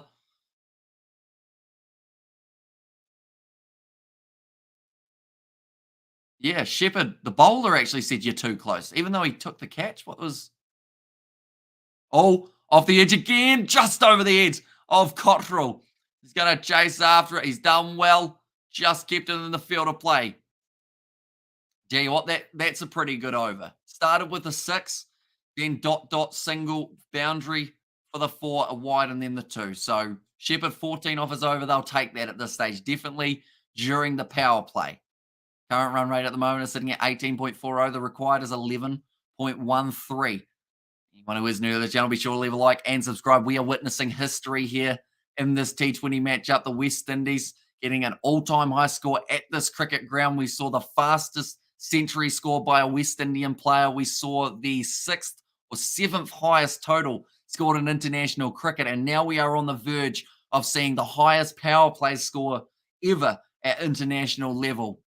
And I believe that is 98, defended by the West Indies in 2021. Ireland is second with 93, so South Africa already have 3rd place secured. It's just whether or not they can get a little bit higher than that. All they need is some runs in this over, and they'll be fine. 7 in this over, they will have it. And they could have 6 off 1 ball. Yep, in the slot, hits it away. 6 more runs. What are they doing? It's going to be 6.98. It's tied at the moment here. I have to say, both sides bowling tactically, I've had no idea what the plan has been for either side. You see that that's a 65-meter boundary, and you bowl them a half volley 9 times out of 10. Both sides were guilty of it as well. That's why we're seeing so many 6s, because they're just putting it in the pie slot. You know, we've seen about 30 pies. Good ball outside of stump. I lost for words. No one ever has been bowled where the Proteas has been under the required run rate. Says Cornelius. Oh, sorry, not 1 over has been bowled where Proteas have been under the required run rate. Yeah, sorry, I read that wrong, didn't I? But yeah, already going at 18.4 and over is very impressive. Me too, says Nate, for being lost for words. They only require under 11 and over now. Now, Holder, wide, outside off stump, half volley. Oh no, bit of a misfield there between 2 players. I believe they will just end up picking up the 2 runs. So that is the 100 of 5.3 overs. Just to put that into perspective, that is 33 balls. And that is a 100-run partnership of 33. That's probably the fastest 100-run partnership. What's the fastest? Tell you what, we're Googling everything. Fastest T20 100-run partnership. What's the fastest T20? It was off 35 deliveries. So that's another record. That's the fastest international 100-run partnership that we have seen in a game of T20 cricket. Hey, mate, how are you? I'm doing well. It's been a very hectic game. And for someone, for myself, who was up at 3:30 a.m., I feel like I don't know what would happen if I had gone to sleep instead of doing this game. I would have been so disappointed to wake up. And 5.4 for 102 is typical Proteas play. They frustrate you 90% of the time, then out of nowhere, pull out a display like this. Wide ball, chasing that one to Cock. It will be a dot ball, though. From Holder, he's laughing about it to Cock. I was at the South African flags from Rudy and records left, right, and centre. Yeah, there's like a list of about 6 or 7 records, I think, that are going to be accomplished throughout this game. And I mean, there's probably a list of about 3 or 4 that have already been done, including the highest ever power play score. They've got 1 more ball, try and smack this one away to the boundary, get it a little bit higher. And the fact that they haven't lost a wicket as well, I feel makes it that much more impressive. Wide ball, once again, well bowled by Holder. Great finish to the over, and that is going to be 102 for none of 6 overs. West Indies have caught on a little bit quicker than South Africa in terms of bowling outside off stump, but they had to, because or else then this game was going to be over by about the 14th, the way that the South Africans have been hitting them around. But they are just showing Quinton de Kock 64 of 24 deliveries. Here's an idea. Fastest T20 100 again. We're going to have to look back at it to see if Quinton de Kock can get himself somewhere near it. 35 balls. So he's a little bit away. Fastest South African T20, I believe, is David Miller. He had that 35. Next fastest was way down there, and it's actually Levi against New Zealand in 2012. So Quinton de Kock, he's got 10 balls to hit 36 runs. Well, first over, it's under run rate. Says Beds Ablaze. Yeah, although with the extra runs that they had on the board already, I guess, helped them pretty nicely. Here comes Shepherd again. Nicely bowled, just tapping that one to the leg side out towards that mid-on man. Looks like they want two, and they will get it comfortably. Good running between the wickets. No, they take one. Interesting. Thought it should have been a nice easy two, but they didn't want to risk it. West Indies at this point were on 68 runs for one wicket, which, don't get me wrong, that's still quick. Like, that's a decent speed to be scoring at, but South Africa have just gone, you know what, we see your 68, and we're going to raise you almost double with 103. Now, come on now. Says Nate there, but anyone who is new to the channel, be sure to leave a like and subscribe. We are covering the third T20 matchup that's taken place between these two sides. That will be taking place at 5 a.m. New Zealand time on Wednesday, or I believe 6 p.m. on Tuesday for you fellas in South Africa. That's a classic shot. That is a six out through cover. It's a lot harder to hit them out there, though. Quinton de Kock, they allowed him too many easy ones to get him into the form. And now he moves up to 70 off 25. 10 more balls before he can get himself to that fastest century. That man on the camera, he can't believe how quickly that one was coming at him. And he's coming for like fastest ever 100. And geez, not even the cameraman is safe from Quinny. Yeah, he's hitting them all over the park, isn't he? I think that's actually the cameraman who got the shot. The one that they're showing from the side there. But that's flown off the bat. But only just going over the boundary. Wide outside off stump, missed. Tried it again. They've got a man out there deep, though. So if he doesn't connect fully, could be the way to get Quinton de Kock out. But I think they should have been bowling outside off stump a lot earlier than they were. But now it's the time to do it. Oh. Yeah, did the cameraman get hit with that ball? Or did he just manage to dodge it? I'm not too sure whether or not he got hit by that or whether he just managed to avoid it. Either way, he had to jump out of the way pretty quickly. Still has a smile on his face, though, so you'd assume it didn't hit him too hard. Short ball, outside off stump. Man out there. Oh, misfield. It's gone for 4. That is brutal, and that will not make Shepherd very happy if he's already changed whereabouts his wicketkeeper is for his bowling. Certainly won't be happy with a misfield in the deep. De Kock halfway to his 140, and he's coming for that fastest ever 126 off 8. Says Pads Ablaze. So, yeah, my prediction for who would get the most runs for South Africa, as you guys can see there, David Miller with 79. You're going to have to get Quinton de Kock out pretty soon. All of you other guys, though, went well over 100 for the predictions. So I think you guys are going to be on the right track here. As you guys know, though, I am terrible at predictions. So, oh, hit it to the leg side. Fielded in the deep. Nice work from Smith. And that will just be the single. You got to take those at the moment. I don't think you can get away with too many more rough deliveries.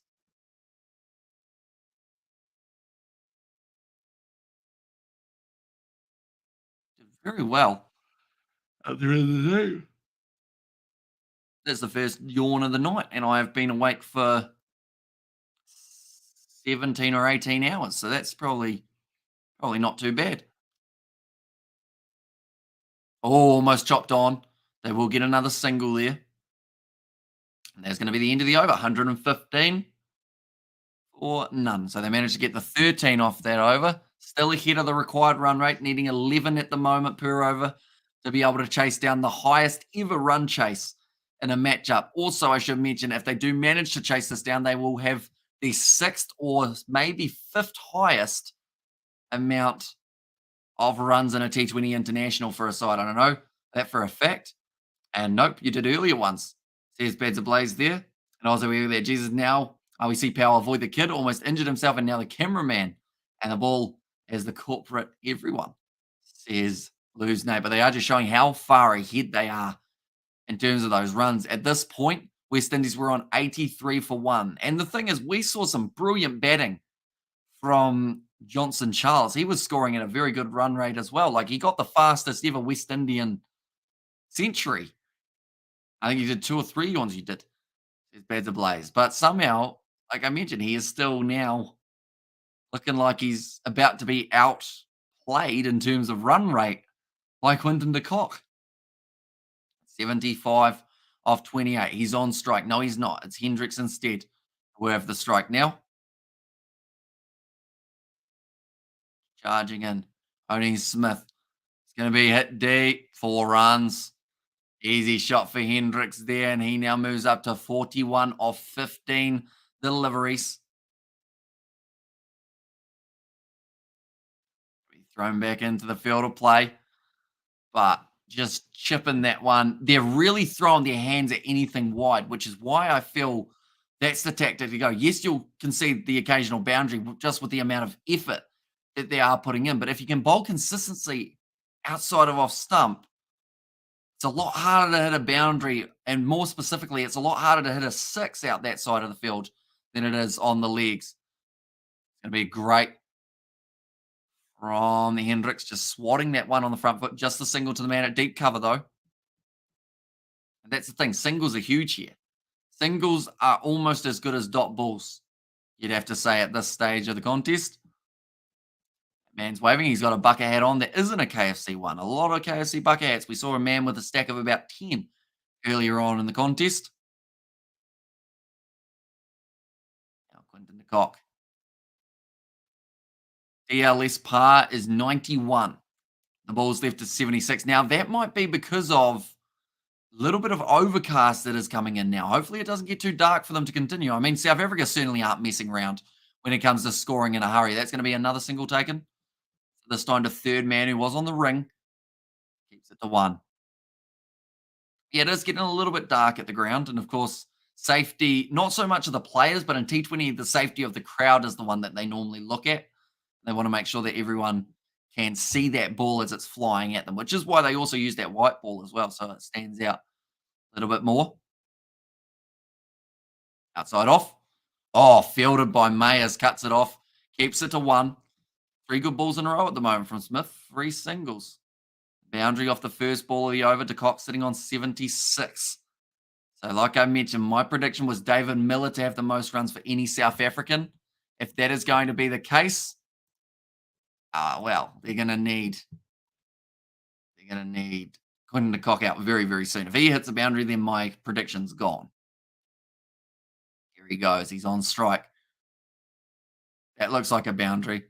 That looks like a boundary, and it sure is. He cuts it away, lofted, and Quinton de Kock sitting now on 80 runs off 30. If he hits himself, he needs 2 6s, 2 4s, and then he will have the record for the highest or the quickest T20 International 100. That one actually popped off the outfield as well, which is a bit concerning. I'm back.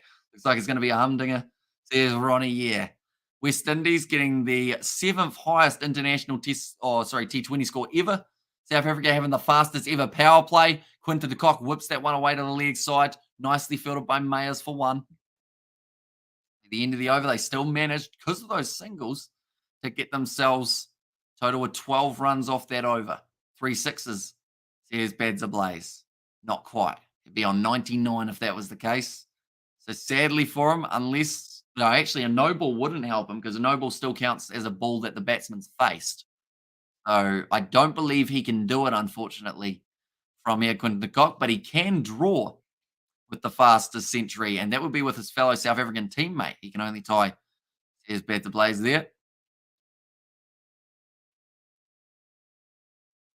Just saying that they've got a few of the South Africans up in the KFC big box. They have got almost like a KFC treehouse, and that actually looks like KFC. They serve KFC at the ground. That's kind of cool. I don't think we have anywhere that serves KFC at the ground here that I know of anyway. Now, Going to be Reefer coming into the bowling attack. De Kock will have himself on strike. Hendricks at the non-strikers end sitting on 43 off 17. Couple more big shots from him, and he could also possibly try and look for that fastest century. 127 already on the board for the South Africans. Now, that would be on a rough wicket. That would almost be a defendable total, but this is anything but a rough wicket. This is a batsman's paradise. Short ball. De Kock goes bang, and it's a 6 into the South African dugout. Trying to decapitate a couple of his teammates there, De Kock. Maybe aiming at David Miller, saying, hey, mate, I'm coming for your record. That is another big shot. Tried to bowl. Well, he tried to go short, but he only got it up to about maybe waist height, and De Kock just said, yep, that'll do. That is in the perfect spot for me to be able to bang it. Definitely with the fact that it jagged off the surface towards the leg side. When he needs to finish is forget individual innings, says Ronnie. Well played. Works it to the leg side. That is going to be another single taken. Up to 33. So, yeah, he would need 2 sixes to be able to tie with David Miller. So that won't be on his mind anymore. Hendricks sitting on 43 off 17 deliveries. The target of 259. They only require 10.7. But a wicket could change this completely. They can get away with 1 or 2 overs where they only score maybe 6. Somewhere around there. That will build the pressure back up to needing about 12 or 13. And that's kind of what they will need. But I don't know. It's going to be pretty tricky. Definitely because Quinton de Kock, I don't think he's going to go out at the same time as Hendricks unless they get extremely lucky. That is half the score we need, says Rudy, and they have scored it in less than half the time. Big full toss. Whipped to the leg side by Hendricks. Almost got him a wicket. Mayers was waiting for it in the deep. It does bounce before him, though. And it is just the one. Kock now back on strike. 3 balls left of this over.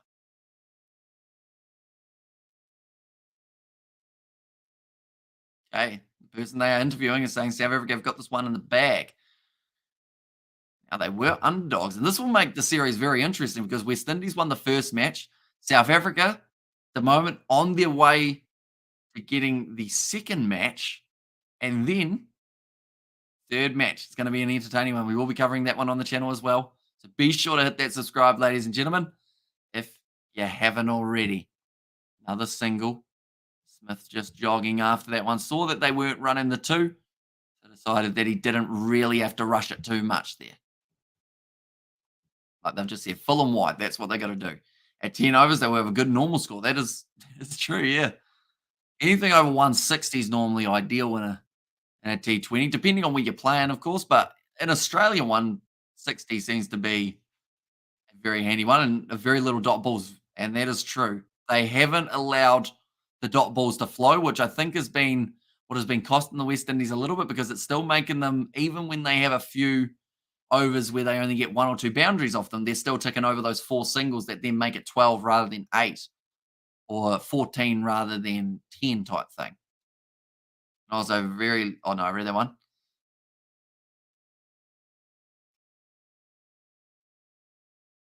There we go. Highest opening run partnership for South Africa against West Indies in this format. So another record broken by the South Africans. 89 for Quinton de Kock. Full toss. It's actually not a bad ball, really. Going to work out to just be the single off it. To close out the over, Reefer goes for 11 off his. Not too bad. And it's going to be 138 for none. What a game it's been so far. We've probably still got another 50 minutes or so remaining of this contest.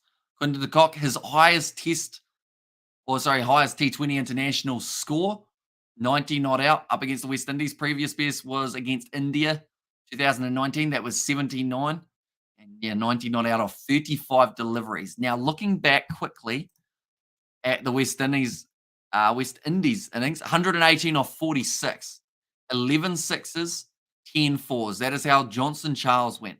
Currently, Quinton de Kock, 90 off 35 balls, 7 fours, 8 sixes.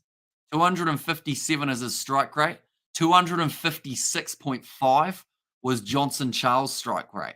So he's slightly creeped ahead a little bit. A lot of dancing going on in the crowd at the moment. Everyone very happy to be there, watching a bit of history being made. They've already seen some. They may get to see a little bit more later on in this contest. Currently, 66 balls remaining. What a live win probability? 82% in favour of South Africa. Now, you may remember at the halftime break, it was 18% chance that South Africa win this game. So it has drastically changed. $4.75 underdogs now the West Indies find themselves compared to South Africa who are sitting at $1.14. Why do I feel like Rovman Powell's first ball is going to go for 6? The captain, normally when they put themselves at the helm, normally goes wrong. Oh, no, he's done well. Oh, he's gone for 4 instead. Beautifully placed by Quinton de Kock. Manages to get it piercing through 2 fielders. Another 4 runs moves them up to the 142 mark. And Reefer has been smoked. Shocked no one picked that up yet. And the commentary says cited. Also, we have got there some history. Says Bads ablaze. Yeah, we're seeing history being made, or a lot of history, I guess you could say. All these different records that are getting broken. 6 runs away for Quinton de Kock from his 100. Wow, that one almost didn't bounce on the pitch from Powell. De Kock on a roll near on the 100, says Blues. Nay, he is indeed. I wonder whether or not, no, I guess they would have. David Miller would have brought his up before 10 overs was up, wouldn't he? I'm just wondering whether or not anyone has brought up their 100 within 10 overs.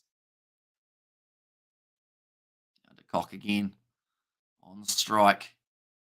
Looking to get it to drift across him. Tried to sweep there. Premeditation from de Kock. Thought it was going to be a lot straighter. And now he's starting to get a bit frustrated. You can see it in his face. Even though they're still in the box seat majorly here. As a batsman, when you have a shot on your mind and you end up missing it. He missed that one by quite a bit as well. When you end up doing that, it frustrates you. And you try and let it slip out of your mind. But sometimes it just creeps in there again. De Kock on a roll near in the 100 and seems... It is coffee time for you, says Rudy. It'll be all right, but I don't drink coffee or tea. So after this, it will certainly be sleep time for myself. And how long has it been between dot balls? Must be another record, says Cited. I mean, we had a dot ball 1 ball ago, but I'm not too sure when it was before that the last dot ball happened. I think, there might have been 1 in the last over. Might have been a missed one. But then before that, I think it was about 3 overs or something they went without a dot ball. To get down the ground from Quinton de Kock. Sounds like he might be able to match Johnson Charles. Jinx did his side of canvas. Right. Can he match Johnson Charles? 39. No run taken. He did jinx a big time. 2 dot balls so far in this oversighted. De Kock once again letting out some frustration. There's rain falling. The rain is falling. Please don't ruin this game with rain. Because it's pouring. It's quite wet. Oh, please don't stop this game for rain. This would be such a shame if South Africa, West Indies would still walk away as the record side of things. South Africa would win this game, but West Indies would still have one of the highest set totals here. Oh, Powell looks like he's tweaked something. Yeah, it's just light at the moment, just a little bit of rain falling across in 7 overs, says Bads Blazing. Currently for the Duckworth-Lewis system, they are well and truly ahead, as you would expect if you end up with 147 off just the 9.5 overs. And I know we want to see records broken. Yeah, it would be a shame for the South Africans to not be able to have a chance at breaking that record. Now, wide, that is going to be very wide. Once again, not quite getting that one right, Powell. He's gone for 10 runs so far. Oh, the umpire's turned his back.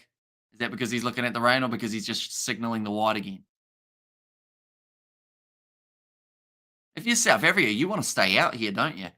West Indies won't be keen. If you're the West Indies, you're probably looking for your best opportunity to slip over and then be like, it's a bit slippery. Although I don't think they're the type of team that would do that. I feel like that's definitely a tactic for only the sides that don't want to be in the fight. And the West Indies certainly still want a chance. Great shot, just the single. He'll be on. Oh, imagine it rains and he's stuck on 99.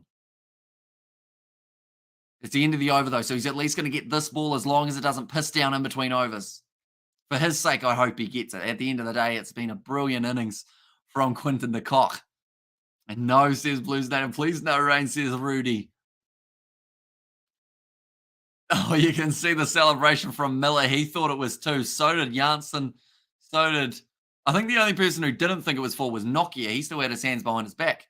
And also, we have got there, Hamish, please tell me it is real or it is a dream. My eyes are not believing what I am seeing in this match. Yeah, we've already seen probably about 4 records broken.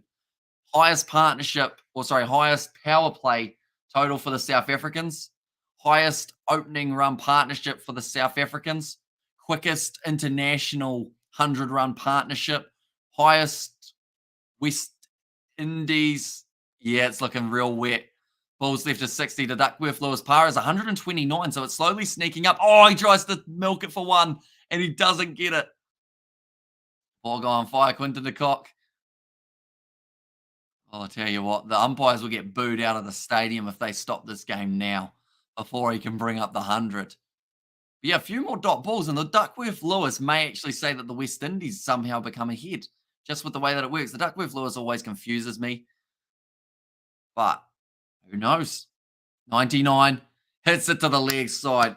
Brilliant innings from Quinton de Kock. Fantastic innings from him. 100 off 43, his first ever T20 International 100 in the pouring South African rain in front of a very electric crowd. He wants a drink. You just go like that to the sky, bud. It's pissing down. Saves time. 150 now also on the board for the South Africans. So they are continuing to extend this first opening partnership. Well done, Quinton. South Africa is so unlucky with DRS. Says going there, well done. Says pads ablaze. And then all your rain, bugger off. We're playing cricket here, says Cited. The worst thing is earlier on, they were like, there's no sign of rain for this match. And then the South African weather was like, haha, you wait and see. Oh, so congrats, Quinton de Kock. Oh, hit to the leg side. Straight to the fielder. They won't take a single there. Another dot ball for Rifa. The rain getting heavier. I hope they keep on keeping us updated with the DRS in terms of what they do need. Because that was 129 not too long ago, just playing the rain. It's more for the player safety side of things, I think. Okay, they're currently 27 runs ahead of the Duckworth Lewis pass score. So as long as there's not a whole heap of dots or a wicket would change it a bit. It's going to be down the ground. It will just take the single again. But yeah, a wicket would change it quite a bit. Just a bit of drizzle, foul, shizzle. Man, I feel gangster now. He needs 40 to get to my score. I called of 140, says Rudy there. Okay, they're now 26 runs ahead of the Duckworth Lewis. So just getting a single, that actually squeezed it a little bit more. So de Kock will know that. He'll know that he still has to go at a relatively frantic pace because they still need 11 and a half per over. And it is happening in Cape Town or Johannesburg, this pitch is so full of runs. This one, oh, that's wide. This one is at SuperSport Park Cricket Stadium, which is in Johannesburg. It's quite a long name, though.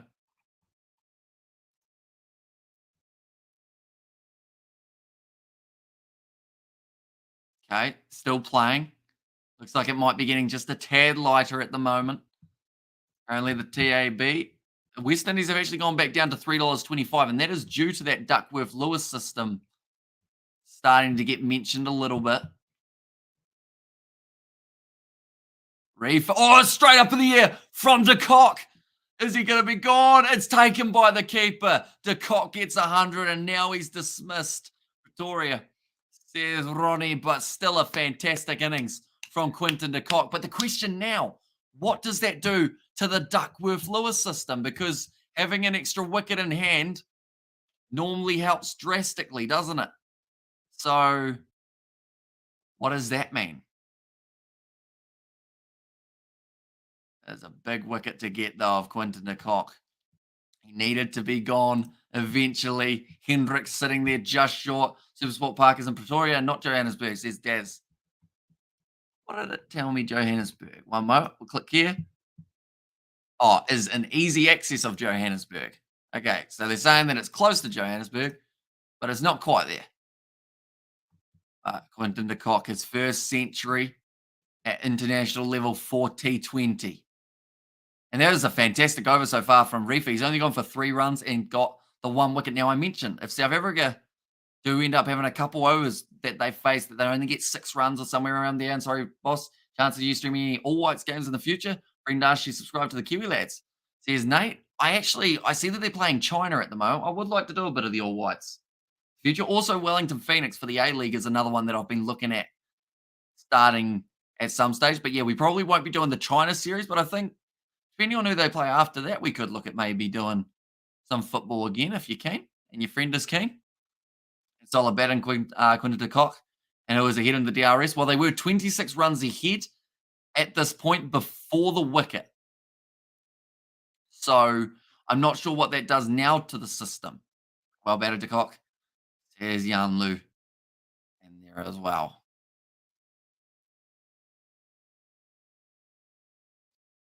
Right, the clapping of his teammates. More interested to know what that Duckworth Lewis is saying now, though. Sweet box, are we down for the Phoenix's game?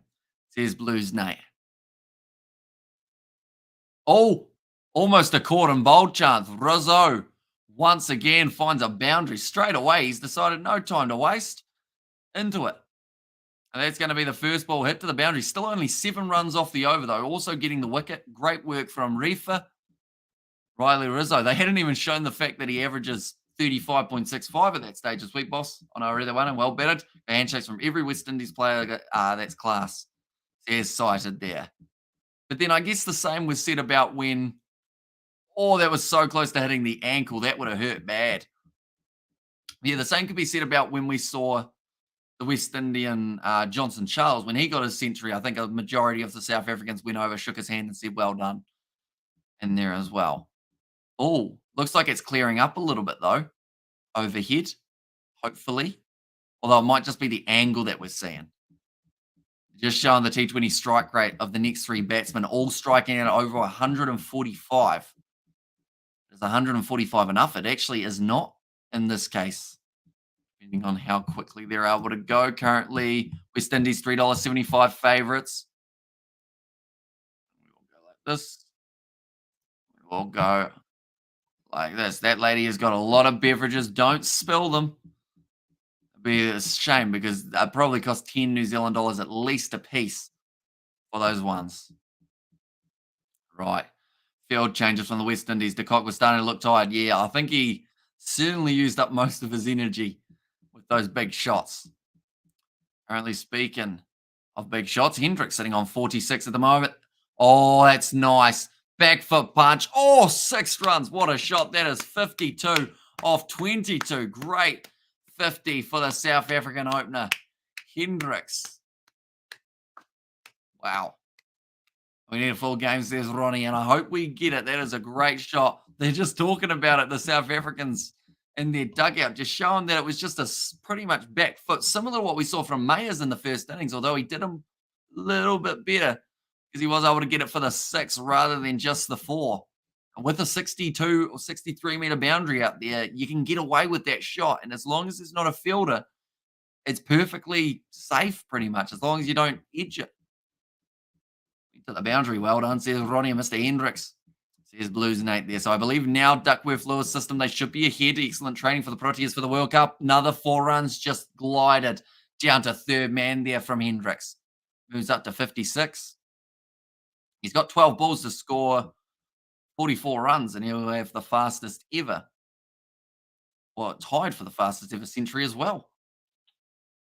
Like I've said, it's guaranteed boundary, risk-free. Just watch that ball onto the bat and dab it down towards third man. Smith's disappointed. You can see the frustration on his face. He's already gone for 10 runs of his first 2 balls. Apparently the required run rate down to 10.7. This is 12th career 50 in T20 internationals for Reza Hendricks. 93 runs required off 52 balls. Which channel? Tell me for us here in New Zealand. Oh, that was almost chopped on. Very close, in fact, but it's a little bit of luck.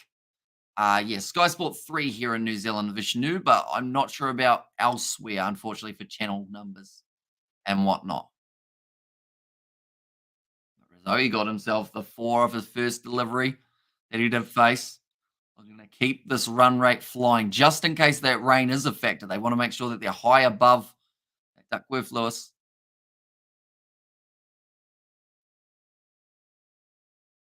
Bit of a field change here. Looks like he is bringing up the man at square leg, dropping his mid on to a long on. So he has to make sure that this is outside off stump. And also we have got their beers are $3.33 New Zealand. Oh no.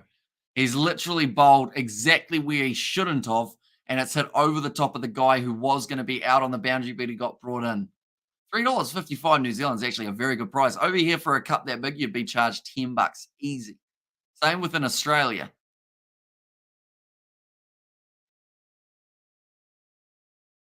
They want to check to see if this is a 4 or a 6. If this is a 4, that hurts the West Indies.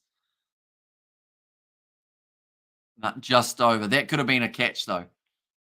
Up there. And also, which channel? Please tell me. Sky Sport 3. 3. Sky Sport 3. The third Sky Sport of many. Now, Smith. The fact that Russo's been able to come to the crease, though, and hit 2 boundaries off 2 balls, that's going to be a wide. The Duckworth-Lewis, I did actually see that the pass score at the moment was 144. Did catch it with the way that he hit that 6. So he hit it in the right direction for us to see that. So they are well and truly ahead of that department. Only 15 runs and over for the South Africans up till this point. If they batted first and they were at this rate, they would have been looking at close to 300 runs. Oh, stand and deliver. Riley Russo just sat there waiting for the slower ball to arrive and smacks it to the boundary again. South Africa trying to cut this one down to less than a run a ball, but now only 9.67 required per over. And Russo decided to play baseball today. He certainly decided to hit the big boundaries. He's played 3 shots and he's hit 3 boundaries, 2 sixes, 1 4, just swinging directly through the ball. Mentioned he averaged 35. He's going to have 35 and about 7 deliveries if he continues at this rate. The worst thing is there's still 1 ball left of this over, looking like Russo smashing it. There's Nate, right? 1 ball remaining in this over. Get out of a tough over for Smith there. Advancing Riley Russo. Caught. He's gone. And he's disappointed. He's got a grimace on his face. Disappointed. It was there, was the comment he just made as he was advancing down the wicket. Smith in his 2 overs has gone for 18 per over, but has managed to walk away with a wicket in this over, which did go for 26. He got it down to less than 10 needed per over. He's disappointed. Riley Russo doing a bit of a skip and a hop after hitting that one. But yeah, read his lips as he went past his South African teammate, and he said it was there. So only 4 balls faced, strike rate of 400. Now, Riley Russo going to be dismissed. Here comes David Miller. It doesn't get any easier, does it? They've got all of these batsmen who can score at massive strike rates. But a couple more wickets here for the West Indies makes this a little bit more interesting in terms of the Duckworth-Lewis and how that adjusts. Although the rain has gotten a lot lighter. I believe it's hardly even raining anymore. So that shouldn't be a factor anymore. It's more of the case of wickets. They need to bowl them out. I think that's the only way they can do it. They need 8 wickets to get through them.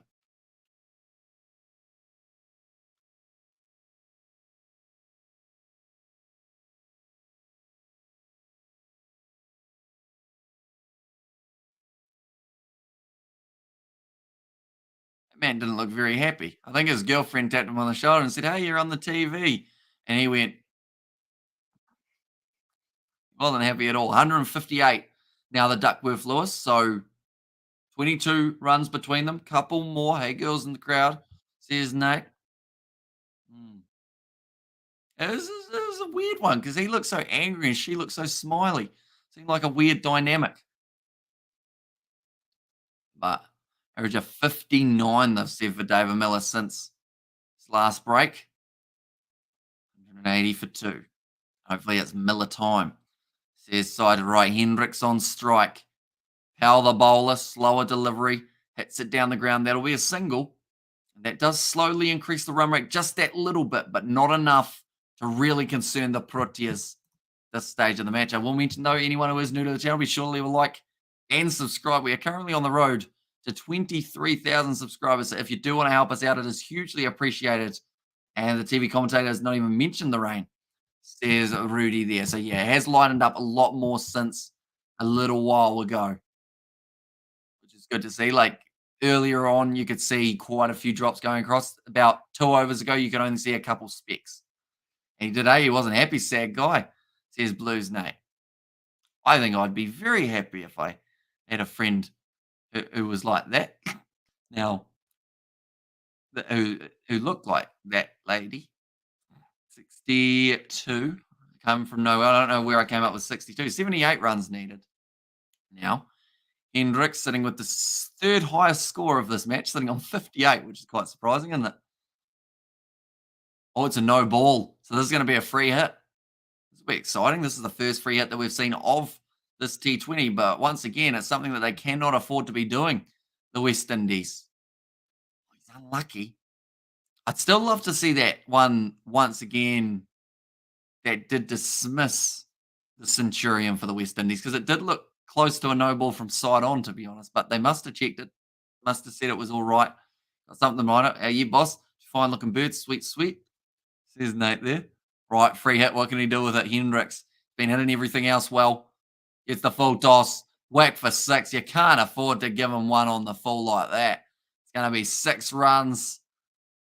And now Hendricks moves up to 64 off 26 deliveries. Now only needing 70 off 46 balls. Free hit. Full toss 6. Nice. Says sighted there. Yeah, that's about as good of a ball as you can receive as a batsman. Miller leading the Proteas today. He is not. Instead, it was close to hitting someone in the chili bin. Wait, it's not called a chili bin everywhere else, though. An esky, a cooler is what I hit. But the captain for... That's a decent one. The umpire almost got hit, but Markram, captain for this one. Nice shot. 4 runs down the ground. Hendricks moves up to 68 off 27 balls now. Just boundary after boundary after boundary at the moment. Great shot. Down the ground. Keeps that front elbow high here. And then just flicks with that backhand. It was a better ball, to be fair to the bowler, but it's just anywhere you put it at the moment. The Proteas are just smashing the ball everywhere. Another short ball. Oh, was that an edge? That is. Hendricks gets the wicket. Well, sorry, Hendricks loses his wicket. Free hits usually end up being a boundary, says Ismail. Definitely when they're a full toss.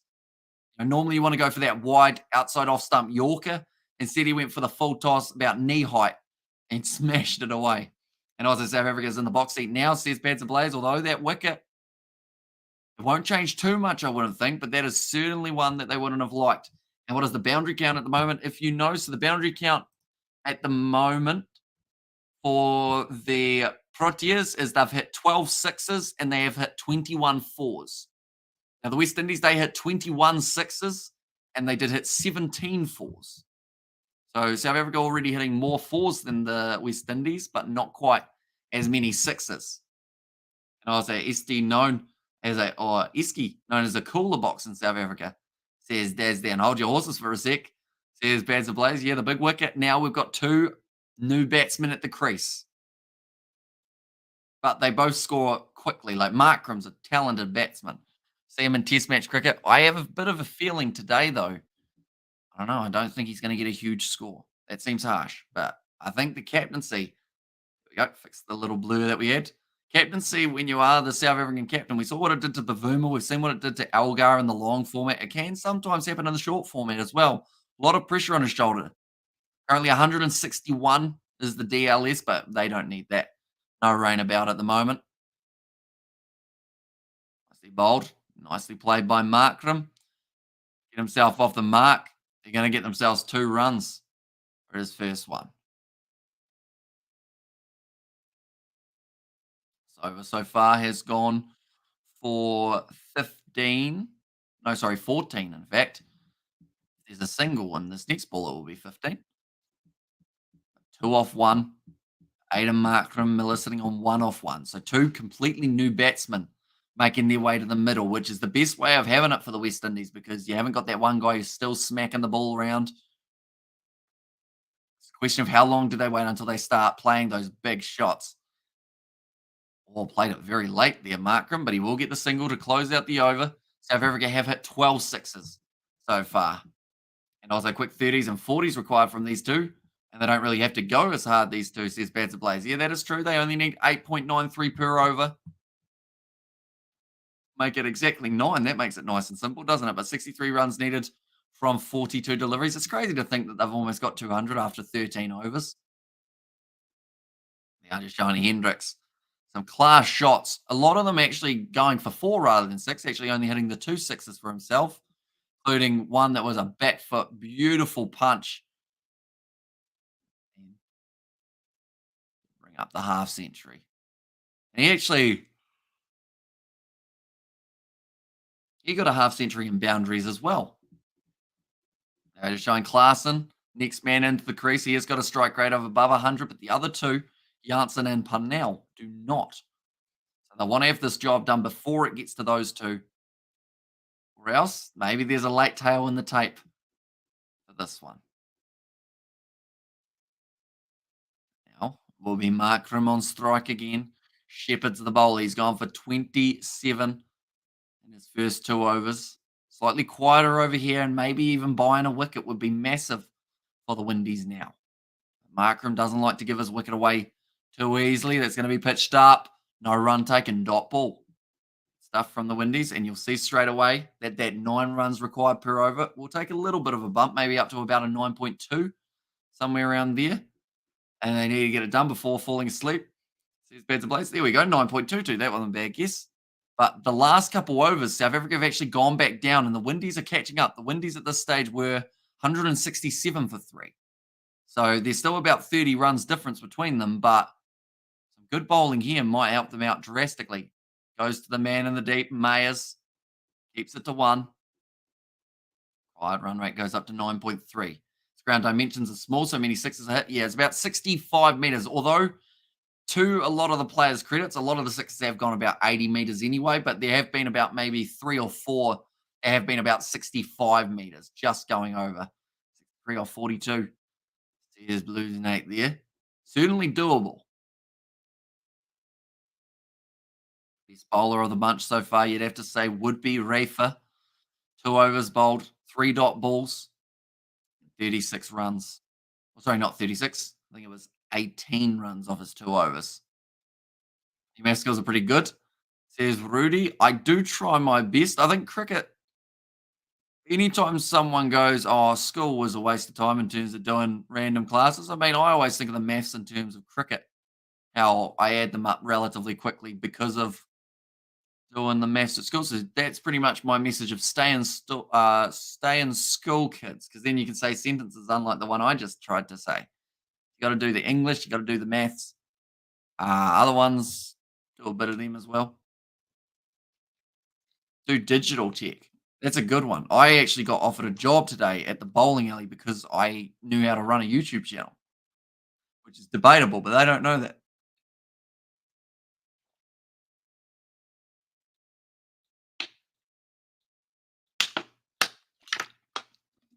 They just take the one that time.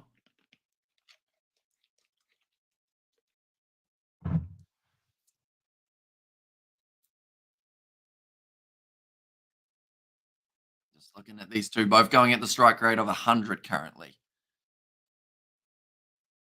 2 more balls left of this over. It's been a good one so far.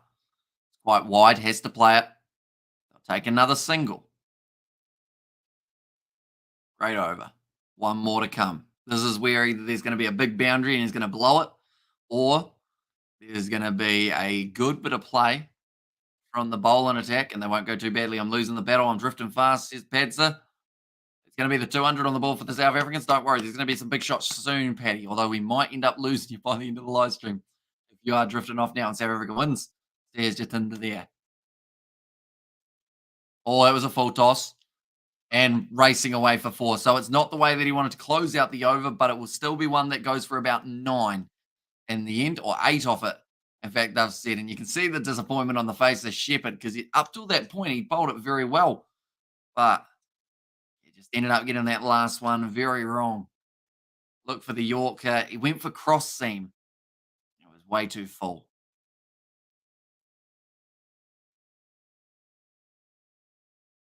realized it's 4:10 a.m. New Zealand time. I don't know what to do after this live stream. I was saying I'm going to go to bed, but I feel like I should have some food at some stage as well. So I don't know what my plans are for the late night evening, early morning. Right. The DLS part is 186, so that's closing a little bit, but yeah, still. Oh, hang on. Is that rain?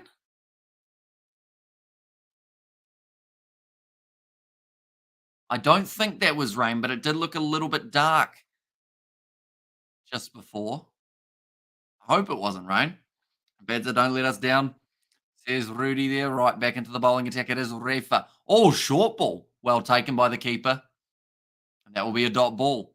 He's looking to the side. It's going to be called as one short. But it is a dot ball. A little bit of a mix up there from Refa. I don't think he was expecting it at all here, David Miller. His eyes lit up and it just missed him. Maybe hit him on the shoulder, though. Did it just skim him? Yeah, it skimmed something. Whether that was bat or whether it was shoulder, it made a little noise as it was passing him. 55 needed off 35 deliveries here. Looking at the odds for this game. West Indies are $8 underdogs. South Africa are $1.05 favourites. So in terms of what that means, it means that there's a high chance that South Africa should end up winning this one. But it's interesting just how much that's changed compared to the start of this test match. Sorry, no, I keep on calling it a test match. I'm so used to calling tests. Grab a burger and have a keo, then dig into your chicken, says Ronnie there. Yeah, that's true. I've got the roast chicken. No, I forgot about that. Yeah, I might have to have some chicken. Chicken would go all right. Chicken, oh, I tell you what. Chicken and cheese toasties, that'd go well. Although it is 4 a.m., so I don't know whether or not they're quick, though. I might have a couple. Maybe. We'll see how we're going. Either that or I'll just eat plain roast chicken, which I mean is not a bad thing. Keep charging in again. Reefer. That's going to be just the single taken again. These two bowlers doing well these last couple. Just putting the pressure on just that little bit more. Still a long way off the pressure that they need. Just showing Reefer here with the way that he does release the ball. Kind of does look like a throw.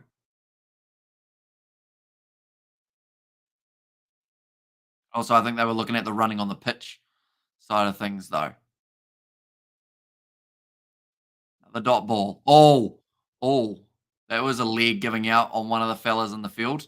Not what you want to see, but that is something that, of course, the batsmen want to see because they'll know that they were able to get that. And 4 a.m. toast, it's always a good idea, says Cited. Yeah. The thing is, I'll probably get to the end of this live stream, have a shower, and go to bed. That will probably be what I end up doing. Oh, no. He saw Miller do the little step back with his foot and decided to try and bowl it out wide. Miller well and truly forced him into doing that one. He doesn't look happy at the moment, Miller.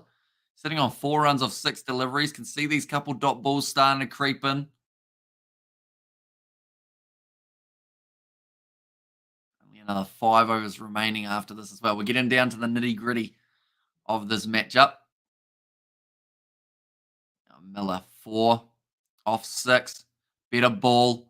Nice shot. Straight to the man in the deep, King. And it's another single. He's disappointed, Miller. I heard him slap his pad there. Hasn't quite been able to find that boundary as often as he would have liked to. Just as 1-4 so far. Now, Refa needs to make sure that this last ball is good. I assume that he will bowl the one after this as well. Try and keep that pressure on. Holder might come back into the attack, I'm thinking. Might be a decent option. Maybe that'll pow. Well bowled again. Good length. Hard to get under. Your call, I heard. Do they want the 2? Holder throws. They do manage to get it in. And it's going to be 2 runs off it. Well, sorry, 2 runs off that ball, 6 runs off the over. And it's going to be 210 for 3. So a couple boundaries in a row at some stage throughout the next few overs, and they should be all right. Comparison at the moment, the West Indies were 190 for 4, although the Duckworth-Lewis system does feel differently for some reason in terms of the way that it moves. Like I mentioned, that cloud and the rain seems to have gone away. It's still getting darker, seeing as it is the evening over there or late afternoon, but should still be all right to be able to finish off these last 30 balls of the match.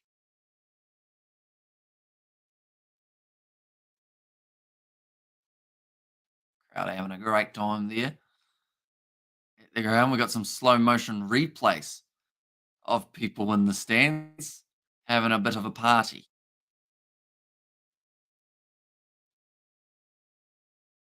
One of the cameramen as well giving the thumbs up. Target of our 259 runs, the 7th highest in T20 international history. They're able to do it, and they finish on a big shot. They might even go into about third. That's a great shot down the ground. Full on, stand and delivered. Miller gets his boundary. And now Holder has come back into the bowling attack. I did get that feeling that he would, but he once again has missed his mark in terms of that length. He's just dishing it up, giving Miller the chance to swing through. It's literally at the middle of the bat height. He just smashes it lovelily. Lovelily. Lovelily. Very lovely down the ground. We'll go with that anyway. I don't think lovelily is a word. It kind of sounds like you're choking on your tongue, lovelily, when you're trying to say it. Now, once again, Miller on strike, 45 off 29. That dropped the required run rate quite a bit there. Another bounce. Oh, it's a big full toss. Now it's going to be a no ball, and it's going to fall safe as well. Is that not a no ball? Apparently not. Was going to hit him in the box. He's not a short man. Can't quite believe it. We're going to see it from the side angle now. How high was it? Oh, it's close to a no ball. One of those ones that could have been hitting him in the box. So whether they call that as high or not, that lady wanted the no ball, but she did not get it.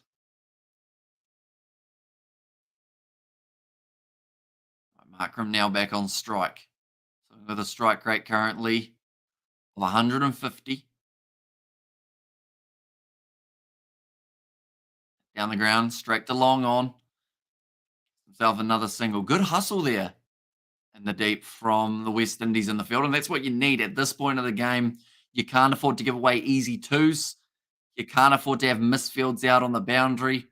I believe Rafa has to bowl the next over unless they're trying to save him for late, but I feel like he's going to have to be in there. Cottrell's a tricky one because he's one of the main bowlers, and he has bowled one over for 29 runs. So whether you bring him back or not, it's a whole different story. His confidence will be down. He was bowling half volleys, just trying to gift them sixes. And also we have got there, geez, H, I opened YouTube, this was in the list, didn't know you do cricket. Says, Roloff, we've done a bit in the past. We did cover the West Indies, South Africa, some of that test match. But yeah, we will be covering the next test match, or sorry, the next T20. That's down the ground. Oh, it's taken. Shepherd's caught him. And that is a very good take in the deep. Miller dismissed 10 off 10. But yeah, we will be covering the next T20 between these two sides, which does look like it could end up in the situation of being 1-1 in the series. But that is at 5 a.m. New Zealand time on Wednesday morning. Hi, Hamish. Says Brandon, welcome in. And Miller came, Miller saw, Miller left. Says sighted. Holder picks up the wicket. Good bowling choice to bring him in. Takes it. Safe as houses under that one. Down the ground. Holder does the fist bump now. 4 down for the South Africans. Run rate pops back up to 10. Knows how this one's going to go. How is that not no ball? Says Rudy. Yeah, it's a good question. It was very high, wasn't it? Also, hi, how much did Brandon? You're up early, Brandon. 4 a.m. on a Monday morning. See, if I was up for a couple more hours, I'd see what George is up to and see if he wanted to go fishing. But yeah, it might also be time to sleep, seeing as they have been up for about 18 hours. if not actually a little bit more. You know, actually more. 20 hours, I've just realized. Actually more, 20 and a half. There you go. 43 from 26, that's easy, says Roloff. It should be, but then the pressure builds, you see. You lose another quick wicket at some stage soon here, and you start to get a little bit nervous, but Klaasen gets himself off to a run off the first ball. There'll be 25 deliveries remaining. And for the first time in a long time, the run rate required has gone above the 10 mark. Great catch from Shepherd. And he was actually one who was hustling in for that last delivery before that. So keeping it to a 1, keeping the man that they wanted on strike, and getting Miller out. Going to be pushing it that one a little bit. Klaasen out to the man in the deep, Mayers. In fact, it was Markram who did have that cover drive. He got a hold of it when it was going down the ground, but that is the end of the over. 218 for 4. No work today, I see, says Xavier. Maybe. I think I'm going to be getting up at about 10 and seeing whether or not I'm needed, which I may be. So I might end up working through to about somewhere around 4 and then catching up on sleep tomorrow night instead. Feel sick, says Brandon. So hopefully you do come right. Sleep's always the best medicine. I've always been told that. Gala, 188.9 as his strike rate normally. Wonder whether or not they'd put him up the order. I'm not being sick. I just feel like, yeah, that's the worst feeling when you kind of feel like you want to be sick, but you don't really. But you also, oh, oh, bit of a bump ball there. They thought about the 2, but once again, good hustle. And I was out of the big man do, says Roloff. He went for a few runs in the in the bowling department. I think he had 50 runs off 3 overs or somewhere around there. Klaasen just marking off stump, meaning more than likely he's going to do that little shuffle or just be set there ready to hit to leg if it's available. Then it also helps him with that cover drive, being able to reach that ball when it is a little bit wider. No worries, mate. Oh, slower delivery. Refa has really brought them back into this game. It's Monday morning for you. Yep. So, yeah, Monday morning, 4 a.m. at the moment. I'll probably get to sleep maybe by 5:30, I think, somewhere around there. Get to sleep at 5:30. Get 4.5 hours sleep. Wake up, see if I'm needed for work. If I am, then I'll get out of bed, go to work for probably about 6 hours, and then come home, edit, and then go to bed at maybe like 9 p.m. tonight. That's in the gap, and that will be the boundary for Markram. Nice shot, 4:22 a.m. in New Zealand now, says Yanlu. Nice shot played, and they needed that boundary also Monday morning for us, says Nate. Yeah, you guys in Australia. So it's a late night for you too, Nate, at the moment. I'm not sick. I just feel like I'm very happy, says Brandon. So you're happy that you feel sick, Brandon? Right, another reefer. Oh, that's big. That is big. I feel like Markram's now said, nah, I don't want this one going down to the wire. I want to get this one completed early and go home. Great shot, though, from Aidan Markram. 25 off 13 now he has moved himself up to. Like they've just said, 2 balls, 10 runs, relieving the pressure for the South Africans. And Markram says Yanlu there as well with the hearts. That's a big 6 as well. That's probably gone about 85, 90 meters, if not maybe more. That PCE is going to annoy me. Oh, he's had another 4. Nicely done. And that will now make it 25 needed off 19. Such a good start to the over for Refa, but then now has started going downhill.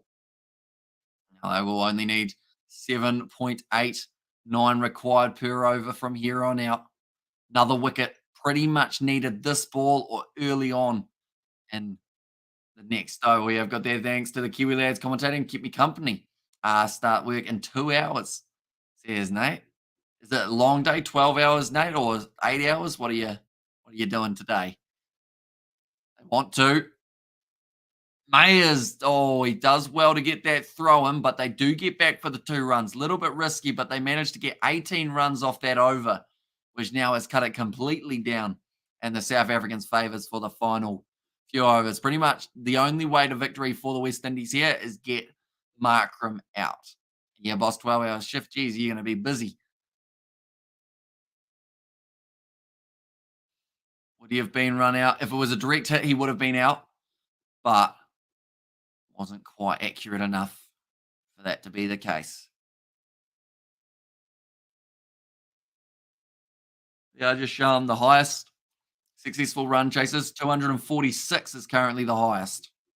So this would be a lot higher than that. They are currently sitting on 236. These lunatics are going to score 500 runs in a T20 game. That's mental, says Sebastian. It certainly is. We've had like 6 different records broken today. And came all right. Or come all right. That's another gap. Klaasen this time joining in on the action. Gets himself his first boundary of the day. Moves up to 6 off 3. Come all right. I into it. It's just waiting to sick. Says Brandon, I only listen to you for the therapeutic. Not really interested in sport. It's Sunday afternoon. Tomorrow comes. Says Roloff there. Hey, Sebastian and Roloff, you went here at the start of this one. I got offered a job at the bowling alley when I went to my cricket breakup. I ended up using the machine for them while the lady went away. And I ended up putting everyone's names in. And then she offered me a job. And she said that I might have a better chance of getting it than other people because I know how to do social media. So sitting there for thousands of hours is paid off. Although I'd already had. And 15 runs off 16, another boundary for Klaasen. Just digs out the Yorker and still manages to glide in the direction that he needed it to go. Like they said in the block hole, but just so much pace on the ball today for these two sides. Chopped it out nicely. And that's a Heinrich maneuver. A Heinrich maneuver. Says cited. Also, imagine the atmosphere in the West Indian changing room where we weren't able to defend 250 in a T20. It's a defendable total in an ODI. Congrats, mate, says Sebastian. I don't know whether or not I'm actually going to do it yet, but it just seemed really strange that all of a sudden she was just like, "Hey, you could work here." But I get $2 bowling, which is a bit of a bargain, isn't it? How was your cricket out yesterday? We didn't have cricket yesterday. But we have got cricket prize giving next week. Now, I'm not expecting any awards other than bowling the worst ball of the season. I think I've got that one well and truly secured. She bounced twice and she wasn't even on the field or on the pitch. Morning, David the Mod, says Blues Native. Morning, all. How's it, Hamish? Welcome in, David. Hope you are doing very well. Sweet victory for the Proteas, says Jacobus. Yeah, 14 now needed off 15 deliveries. Oh, trying to reach out. Your commentary is so much better than the old fuddy-duddies on TV, says Rudy. Although I do sometimes get distracted, but I guess that's something that some of you guys do enjoy more than the straightforward commentary. Is you might hear about food while we're here. And I just make everyone hungry. It's a good way of doing it. If we had like some sort of food sponsor, like if Pizza Hut sponsored us or something, and we had like, hey, use our code because we get pizza cheaper with the code because we've made you all feel hungry. That's a shot. 4 more runs for Markram. He's trying to get a quick fire 50 before the end of this game. Now 10 runs needed off 13. I have a feeling we're not going to a final over here. Be able to chase down a total like 258 and still have an over spare. Do sometimes get distracted. Nice reference, mate. If you want to see 2 cents get distracted, their podcast.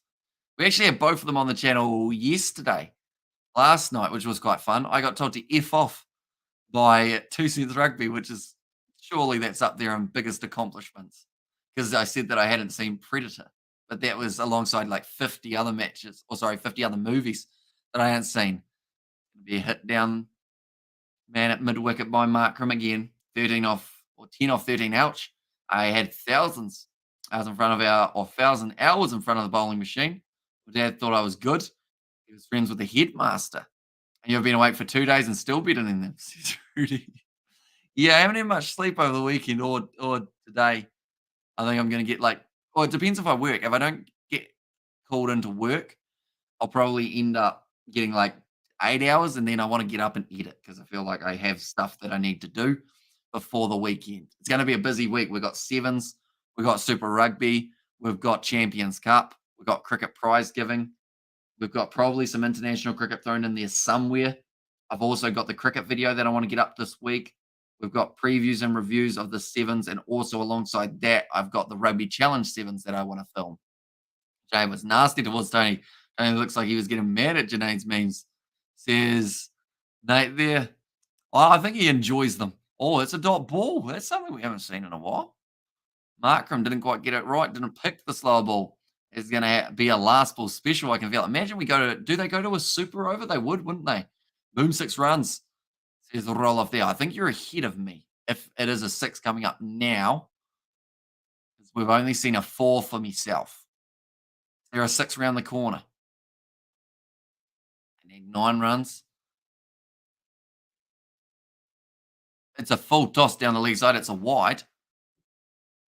So he will have to bowl that one again. It's a bit of a shame to have a dot ball and then bowl a wide because then it's just a single, isn't it? So it kind of cancels itself out.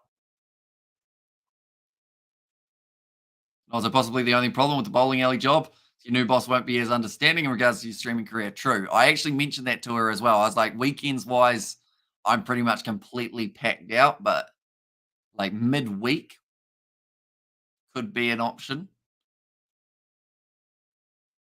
And also, I think, yeah, she said about how they've had other candidates, but because I've done YouTube and done that kind of thing, that would actually benefit them quite a bit more than someone who hasn't, because they're looking at getting into the media marketing side of things. My town is being bad yesterday. I have called police. Your whole town. Was it nearby you, or you just hear things in the distance, Brandon? I know that there was a fire engine that went off earlier today, or yesterday, I guess, because I've been up for 20 hours. But yesterday morning, I think there was an abandoned house that got burnt down or tried to burn down. Oh, shot down the ground. It's going to be a couple bounces, then 4. Am I down? Oh, no, I read that one. An evening, sir. Says Blues Nate. At 500 plus runs, Olio. Yeah, it's a massive total. It's going to be the highest chase down total ever in a game of T20 cricket. Unless, of course, somehow West Indies get like 6 wickets here in the next 9 balls. Then it would be the biggest blunder that we've seen from a South African side in a game of cricket. Don't burn my house, says Blues Nate. Good Yorker. Oh, that's big from Klaassen. Just chipped it down, but it hasn't gone all the way. Holder keeps it to 1. Now only 2 more runs needed for the South Africans to set another record for what has been a record-breaking T20 in so many ways. For the West Indies and for South Africa, both sides have been involved in the moments. Markram now, 39 runs. Can he finish with a big old hoik? Because if he does, it would actually mean that they get a little bit higher up in terms of, oh, that's a wide. Okay, 1 run needed now off 8 balls. Hopefully we don't see another one, though. I want to see the highest T20 scores. What do we got? 163 for the Australians. They can tie that, which would actually put them into 3rd equal if they get more than 160. So if they get a boundary here, they go above Sri Lanka. They'll be 4th. Boundary needed for Markram if he wants to set it up big time. Or maybe they just take the single down the leg side. Single taken. History or historic victory for the South Africans. They win this game by 6 wickets, and they had about 7 balls to spare. And great commentary or commentating, thanks. Was a good game. And my next door neighbor was shooting gun at someone's bedroom. Oh, yeah. That's a bit unfortunate, isn't it?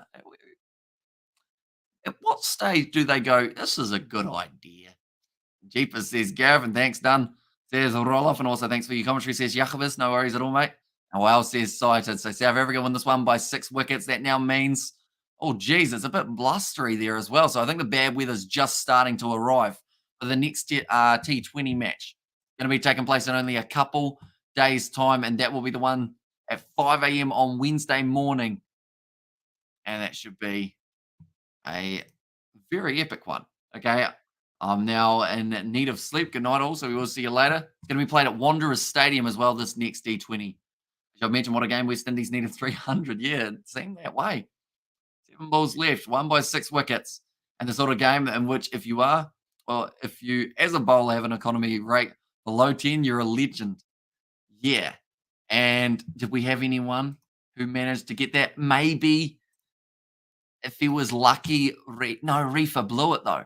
Scorecard, what we got? Who's the stars? No one for the West Indies. For South Africa, I think there was one.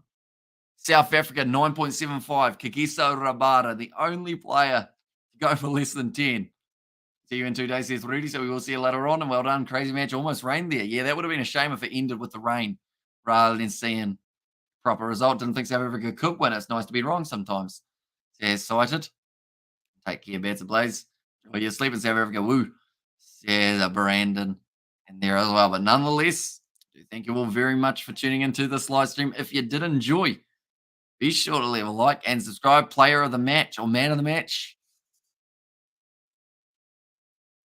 Since South Africa won, you'd probably go Quinton de Kock with his quick fire century. Yes, the West Indian player got it quicker, but normally they go off the team that won as the man of the match. So I think it will be Quinton de Kock with his first ever century at T20 International. And well, Rabada is legendary. That's not a surprise, says Sebastian. Yeah, the good news is if he had bowled a single no ball, he would have gone for 10 and over. So he did well. Didn't bowl any no balls.